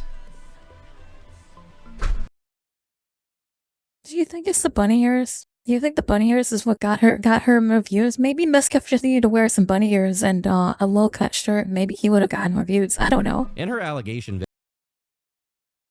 I mean, I would have to promise my roleplay partner a visit. She'll kill me if I don't. That she eventually left to go check on him, which seems That's to be fair. true based on the VOD. So I tell my stream, I'm like, hey, guys, I'll be right back. I get up and I go talk to him. And I'm like, hey, what's going on? And he's like, I hate all you guys. Like, all you guys do is just take from me.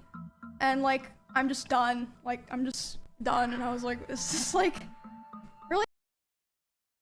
Mizkif, yeah, it's not how you treat your partner. You need to get better. Do better, you know? You could have supported your partner instead and been like, look, your views are so much higher than mine. You're doing such a good job. But instead, I mean, yeah, you flicking dropped the ball. You ruined it. Rush drops, and he was like, I don't know what else to do. He was like going off on me, like basically saying that he hated me. And I was like, well, I don't know what to do now. And he was like, go finish your stream so that people don't know anything's wrong.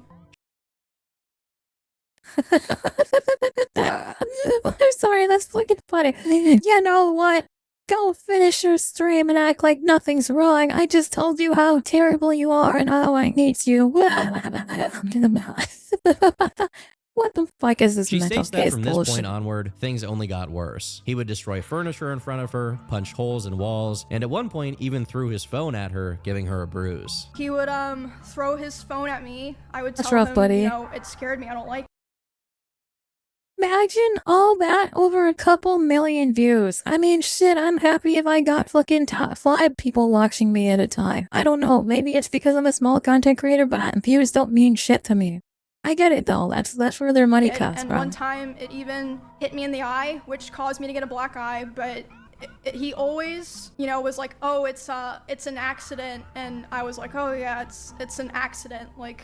Emiru claims that during these fists, she would lock herself in her room to get away from him, and he would scream and bang on the door while she waited inside for it to be over. And this behavior allegedly also extended outside of the house. Mizkif is the proud owner of an Audi R8, and according to her, he would drive his supercar extremely fast, including during arguments. She describes one specific scenario in which she and Miz were sitting in a restaurant, and he saw on his phone that Mr. Beast had invited another streamer to be in his video, a streamer that was not Mizkif. So Well, I'm sorry, you can't just go, hey, fuck you all. Now go finish your stream because I don't want people to know something I don't want people to know that something's wrong. When he could have been just like, I don't know, man, wait till she's finished then supposedly, stream. this led to Miz driving 150 miles. Imagine, I'll be real. Imagine you saw Mr. Beast just came out with a new video and he invited somebody to come join him on this video and it wasn't you. Imagine that, how, like, the fact that upset him. It's like, dude, it's Mr. fucking Beast. Who gives a in his fuck? car with Emmy in the passenger seat, saying he wanted to take his own life the entire time. These outbursts would apparently be very consistent, with him The fact that he's talking about the red, okay, what he's saying, that's a red flag. That's a big red flag. Run away. If they're saying shit like that, run throwing away. his phone at some furniture because her YouTube video was doing better than his that week. She states that in October of 2024, they would finally break up, and a week later, he would come over to her house to talk about closure, at which point Emiru claims she was assaulted by him. I'll let her explain it. He started to try to comfort me by hugging me while I was sitting on the couch and holding me really close to him. And when this was happening, we hadn't talked in quite a while, and I'm usually very uncomfortable with being touched a lot by people that I'm not in a relationship with. But I let him hold me while I was crying. And he started kissing me. How does she? I'm sorry. Like this, I know this is fucking completely off topic, but how many fucking Kirby stuffed plushies does she have? There's so many. I'm so jealous that she has so many fucking plushies. I know that's very off topic, and this, for me, it's very on topic for me because I'm ADHD, and like this is like I can't focus on shit. But like, holy shit, that's a lot of fucking plushies. And I let him do it. I was still sobbing a lot. And then, suddenly, I'm sorry. Does she have all these plushies when they were together? And when she fucked, did they wash the plushies? Tried to climb on top of me and aggressively shoved his hand down my pants. Oh boy. And should not have been cracking these jokes. Not an appropriate time to be cracking those kind of jokes. Yeah. And when I screamed, he jumped off me like a cat, like. I'm sorry, that's not something to be laughing about, but just the imagination of this. And instead of apologizing or checking if I was okay, he said, "I feel weird now. I feel like I did something wrong. I have to go." And he immediately left my house while I was still crying. In the wake of this video being released, the livestream fails community would once again get to work piecing together the story. As I showed earlier, they had the video of Mizkif raging once he noticed Emiru's viewership, but there were also plenty of others. One clip features his previous girlfriend, Maya Higa, and while she keeps the subject of it did they do it on the plushies? That's why I was I'm sorry, that's something that we shouldn't be talking about after she just had this very heart to heart talk about how she was allegedly sexually assaulted by Mizkif, allegedly but I don't know, instead of be making jokes like that, it's not a time or place, I guess. People speculated that it was Mizkif. I did a guy that would go like 100 miles an hour on the, like we would fight in the car, which was never my decision. Like it just always like happened. Like we just. Okay. Thought, if you're in a car with your significant other, don't fight, don't argue. You know what? I don't know. Better case scenario, don't argue in the car. Just keep quiet. When I ride with other people, I stare at my phone and I don't say anything because if I don't stare at my phone, I start backseat driving and that pisses off the driver. That normally pisses off our drivers, whoever's driving. And I don't want to put my life at risk, so I just keep my mouth shut and stare at my phone. Would like fight in the car and then he'd go like 100.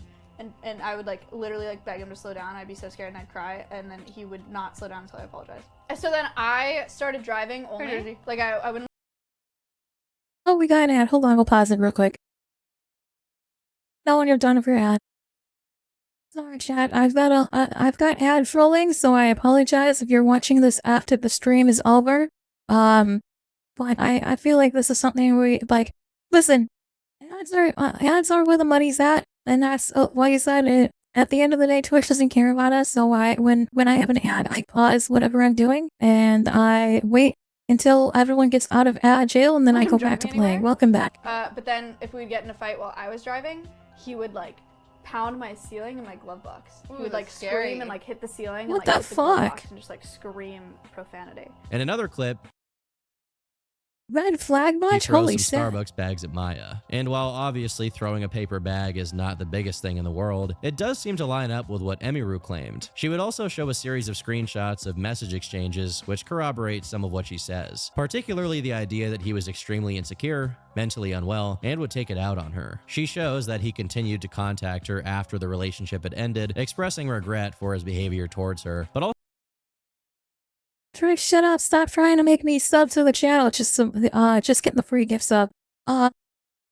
There is a long wanting messages to be there. on I'm not gonna decent read terms those. again. Emiru states she would have We to are stop almost attending an events hour where he and was 30 present minutes because out of she this got the 1 hour impression that video. He was basically monitoring her every move. With these claims now being public, Mizkif would And I fire still up his have to own upload this to stream YouTube respond. after. I'd like to take an aside here to say that responding to public allegations on a live stream is possibly the worst idea I have ever heard ever in the history of ever. But with that out of the way, let's just get into what Mizkif Respond. actually had to say. Before he gets into the actual Let's take content a of look. responding to Emmy, he basically says that he is going to go nuclear on the entire streaming scene. A lot of you guys know, pretty far away from this stuff at this point, but I am totally okay with exposing a lot of things and saying things. At this point, I think it's pretty obvious I will not be friends with any of these people after this. Ludwig was right. I am going to completely separate myself from these people in this community, which is fine, and I've already been doing it, but I have hundreds of messages and DMs from people, things that people probably would never want to get released that are very interesting for everyone, and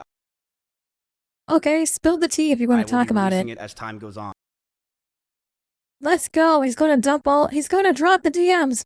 Mr. President, the DMs are coming out. Everyone that's super big and famous have been saying the N-word, allegedly saying the N-word, in Mizkif's DMs, and now everyone will be canceled, and it's time for a new generation of content creators to go live. He also outright states that he did in fact tell her employee at TwitchCon that if she came out about what he did, he would destroy her reputation, specifically regarding the rabbits, which we're going to come back to later.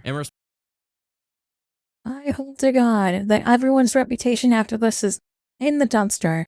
I hope all the famous people on Twitch have dumpster reputations, because I think it'd be incredibly funny. I don't think that anything would change, but it would be very the funny. idea that he had thrown things at her, Mizkif responds by claiming that he had never thrown water bottles at her out of anger or during their fights. Brad, are you okay? I heard that Twitch is throwing ads at you like Mizkif throws bottles at Emmy Emaru. Okay, are you traumatized? Do we need to take this off stream because apparently the tea is too big? He did once throw his phone onto his bed though while he was brushing his teeth, which inadvertently gave her a bruise. And in fairness to him, she did say that she bruises easily, which he also points out. It would be me throwing my phone on my bed when I brushed my teeth. She did tell me she got a bruise from it, and I stopped. That's all that happened. I will throw you and show you an example, Chad. After this video, I'm going to be throwing all of the sauce packets that I have that have been sitting on my desk this entire time after the Taco Bell that I ate at my roommate, and making sure that she bruises easily, that therefore I can also be canceled for like Mizkif. Right here. Look at me. I can't see you, but okay. I like how he threw his phone. What a mental case. Like, I don't know what he thought this whole story was, or why he would tell this. I just keep your fucking mouth shut and handle it off stream, because this is fucking stupid. You just like, yeah, you want? No shot, let me throw my phone. I didn't throw it at her. I want to make that very clear. I never threw it at her. I never hit her. And she even said in her situation that she bruises easily. As for her claim that he was She bruises easily. Was she sitting on the bed waiting for you? And you threw the phone at her, right? And I don't know what kind of throw that was. It looked like a skip to me, like I was going to skip a rock across the lake. And it's so fucking towards her dumb. regarding what she would wear. He claims that it was due to him trying to mitigate the stalking that she would get from viewers. For a little bit of added context for the unfamiliar, it's not uncommon for someone in Emiru's position to have stalkers. It's a sad fact that when you're an online content creator, certain people would No, he never threw it at her. He threw it on the bed while she was on the bed. That's what I'm thinking. That's the only thing that I can think of that has happened here. But I don't know. I'm going to be throwing my sauce packets. After this, I will be throwing my sauce packets at my couch, because I know for a fact my roommate is sleeping on the couch, and I think it'd be incredibly funny to watch a million sauce packets that I've crumpled into a giant ball explode on top of her. will begin to perceive I gotta get those red that they flags somehow going, know chat. you. Schizophrenia. By the way, I say that, but I guarantee you I'm just going to toss these in the fridge as soon as I'm in particular done. will often cause delusions where the person afflicted will feel like media personalities are personally talking to them. I personally have been getting emails for around 2 years from someone who believes that I am a part of ISIS. Shout out to you, my goat.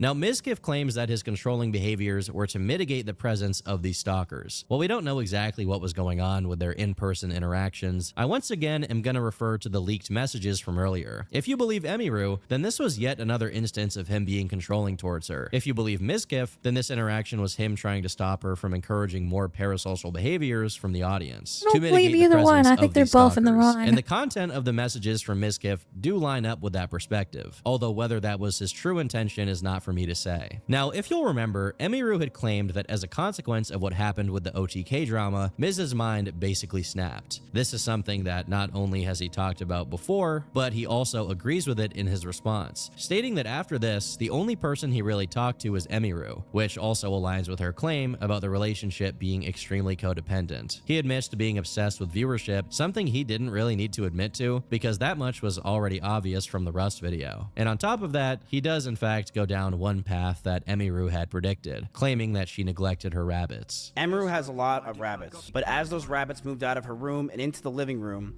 they started to see disgusting neglect. No food, no water, sometimes not having clean bedding for weeks. It's crazy, and my brother bro. once came over and said, and I quote, "If you ever marry this woman, I'll never forgive you." Here is a video up close of Emiru's rabbits. These are small little mites that are inside the rabbit cage, and she didn't care. She completely neglected these animals, and I'm not going to sit around and let people say that she didn't. She left them to die. I would tell her to take care of them all the time, but to no avail. Why? I'm gonna be real. I get they're not your rabbits, but did you even attempt to take care of them yourself? I know that that's not your job. It's not your rabbits, but like maybe try to attempt to take care of them yourself. Those rabbits so much that many died just over a year or two of being around in my house. When Maya came over during my cancellation, she actually commented on Emiru's rabbits and said, "These rabbits are completely neglected and this is disgusting." Now, I'm no rabbitologist or whatever you call someone who likes rabbits a lot, but with that being said, off-rip, looking at Mizkif's streams, this definitely looks bad. It sparked a lot of debate on social media, where people have brought up some other clips from her streams where people then play rabbit expert, trying to determine if the living conditions are suitable for these animals. I don't know. I don't own rabbits. I'm not going to weigh in too heavily here on this particular thing. If she abuses her rabbits, that's not my business. But I think that if you're a live stream content creator and you have animals, you should make sure that you take care of your animals. If you don't take care of your animals, don't have animals. It's possible that these animals were mistreated, and I just don't know enough about taking care of them to say one way or the other. But as far as Miz's intentions with bringing this up, it's worth saying that he's including this in a response that has nothing to do with what's being discussed. Miz claims that the last 9 months of their relationship got worse and worse, essentially painting a picture that both of them were toxic towards each other. She says that he would threaten to end his own life. He says they both did it. She claims that she had to get her cat out of the house because Mizkif was mean to the cat. He claims that he wanted her and her cat to leave because her cat would attack his cat. Now, sounds like a bunch of he said. It sounds like a bunch of he said, she said. None of my business. I don't really care. I'm not going to pick either side. I think they're both assholes, and if they both get canceled, well, yippee! More viewers for everyone else, you know. Of going juggernaut mode on the house's walls, this is what Miz has to say. I'm ashamed that the situations got so bad, but Emmy was also violent. She would throw clothes or plushies at me. Oh no, he said, she said bullshit. It is literally just he said, she said bullshit. This drama is not need to be on Twitter. This is a bunch of nothing. Now, it's a nothing burger chat. It's nothing. To make here, but ultimately, as the audience pointed out, these two things are not really equal. Miz also responds to her claim. I threw my phone. Well, she threw clothes and plushies at me. Assault. While Emiru claims that she was crying during the interaction and she let him kiss her, he claims that they were kissing outright. He threw the fucking. Listen, all I can picture now is Mizkif picking up one at a time these flipping Kirby's and throwing them at Emiru. That's all I can picture right now. One at a time, just throwing them. When he put the moves on her. We cuddled for about 30 minutes and started to kiss. She said that she was okay with this on her stream, and I started to advance to the next stage because I thought that's what she wanted. She yelped, and I immediately sprung. Wait, did this all happen on stream? Do we have video of this?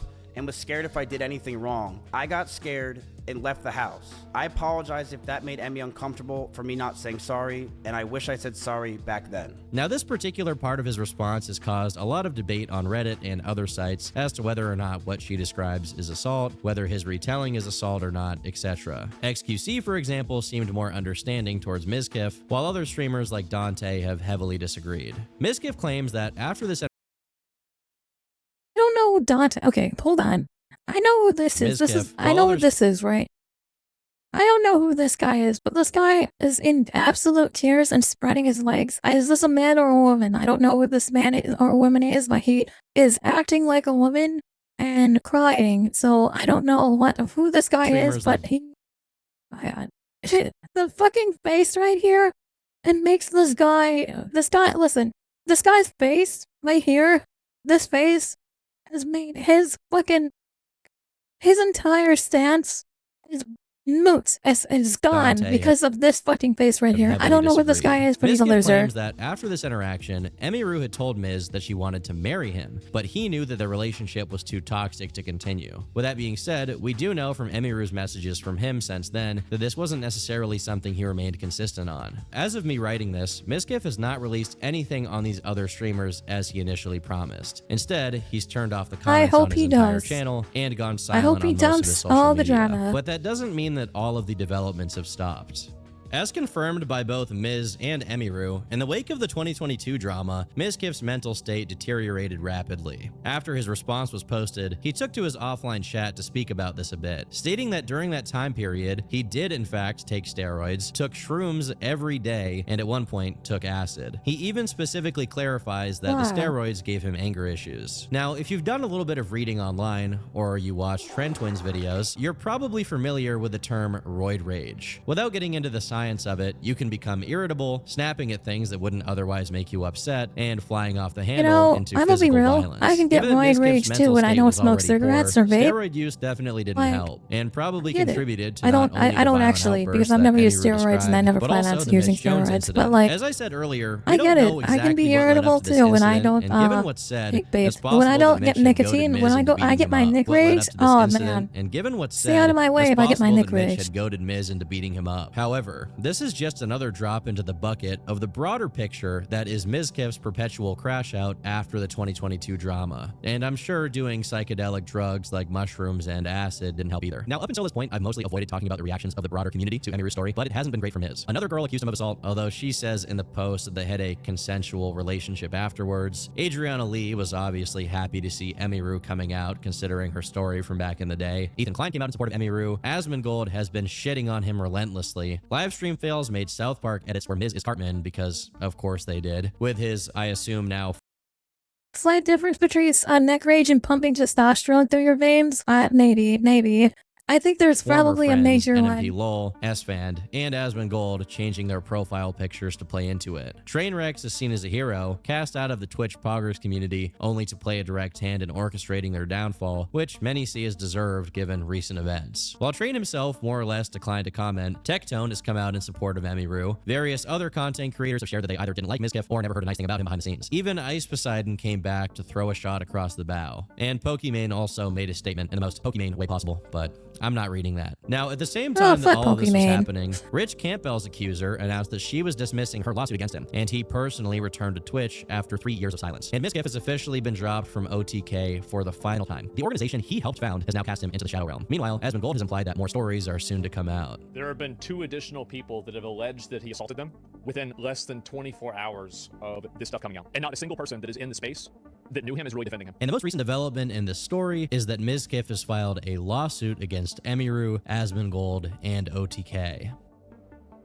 Looking at Mizkif's career, it's obvious that he's backed himself into a corner. Whether all of these claims about him are true or not, part of the main issue is that the entire culture of Twitch he succeeded in, at least the Austin scene, relied on likability, whereas streamers like Ice Poseidon, who pioneered IRL streaming, and Rickful, who was known for being good at World of Warcraft, and may he rest in peace, had carved out their audiences over the course of years due to slowly building their own communities. Mizkif existed solely as a product of his connections. Once the I am simply building my community by playing World of Warcraft every day. way. as malicious as some people think or not, his ability to network was largely hampered. In early 2022, he thought his success was an inevitability, a trajectory that would just continue forever. Once the drama happened, he hit a major speed bump that called into question if he had been responsible with the connections that he had built. When reality failed to meet expectations, his mental state fractured, leading him to develop toxic habits and relationships with others. This comparison may seem out of left field, but I promise it's worth noting. Many of you in the broader YouTube audience, or those in my audience, probably remember the allegations made against Dr. Disrespect, where he was accused of messaging a minor inappropriately I remember through watching Twitch that video. whispers, leading to his ban. While at the time this controversy seemed like it would swallow his entire career, in the aftermath he still has hundreds of thousands of loyal fans and a successful career on YouTube as a result. This is partly because many of his fans believe his side of the story, which is that he was framed. But it's also because Dr. Disrespect is like an island content creator. He can operate completely independent of other streamers collabing with him. Mizkif's success, on the other hand, was built on how he related to others. When that fell apart, so did his reputation and his mind. Despite the fact that the majority of the community had forgiven or just forgotten about the controversy from 2022, he seemed to be the one holding on to it the most. Even when he had collabs with massive names, for some reason he couldn't let go of what happened, leading to what happened with Emiru and the many other misgivings people have had with him over the last few years. When Rich Campbell was sued, he left, waiting until his legal case was concluded before making a return. But Mizkif just kept toiling away, raging at the fact that he was no longer considered the main character. For one reason or another, he managed to turn almost every ally he could possibly have against him. And whoever may be out there and wants to defend him is clearly too scared of the backlash they may get for doing so. Whether he continues to stream or not remains to be seen. But ultimately, he's gonna have to deal with being a pariah, not just to fellow streamers, but also to a lot of the online world. And I realized I need to be alone. The community that he helped to create has officially left him behind for different pastures, but not without slamming the door on the way out. But ultimately, only time will tell where the story leads next. I've been Turkey Tom, thanks for watching, and until next time, happy Friendsgiving. And with that, thank you all so much. If you are watching this after the stream, thank you guys so much for watching. Make sure to subscribe, follow me, leave a like, and stay in the Discord server, discord.gg/holyfridge. If you are watching this after this live on the stream, we do stream 8 a.m. Central Standard Time. If you're watching this we're gonna have a short intermission and we're gonna jump into some gaming. But thank you guys. For those of you watching this after the stream, thank you so much for watching, and make sure to subscribe and follow. We stream 8 a.m. every day Central Standard Time. So goodbye.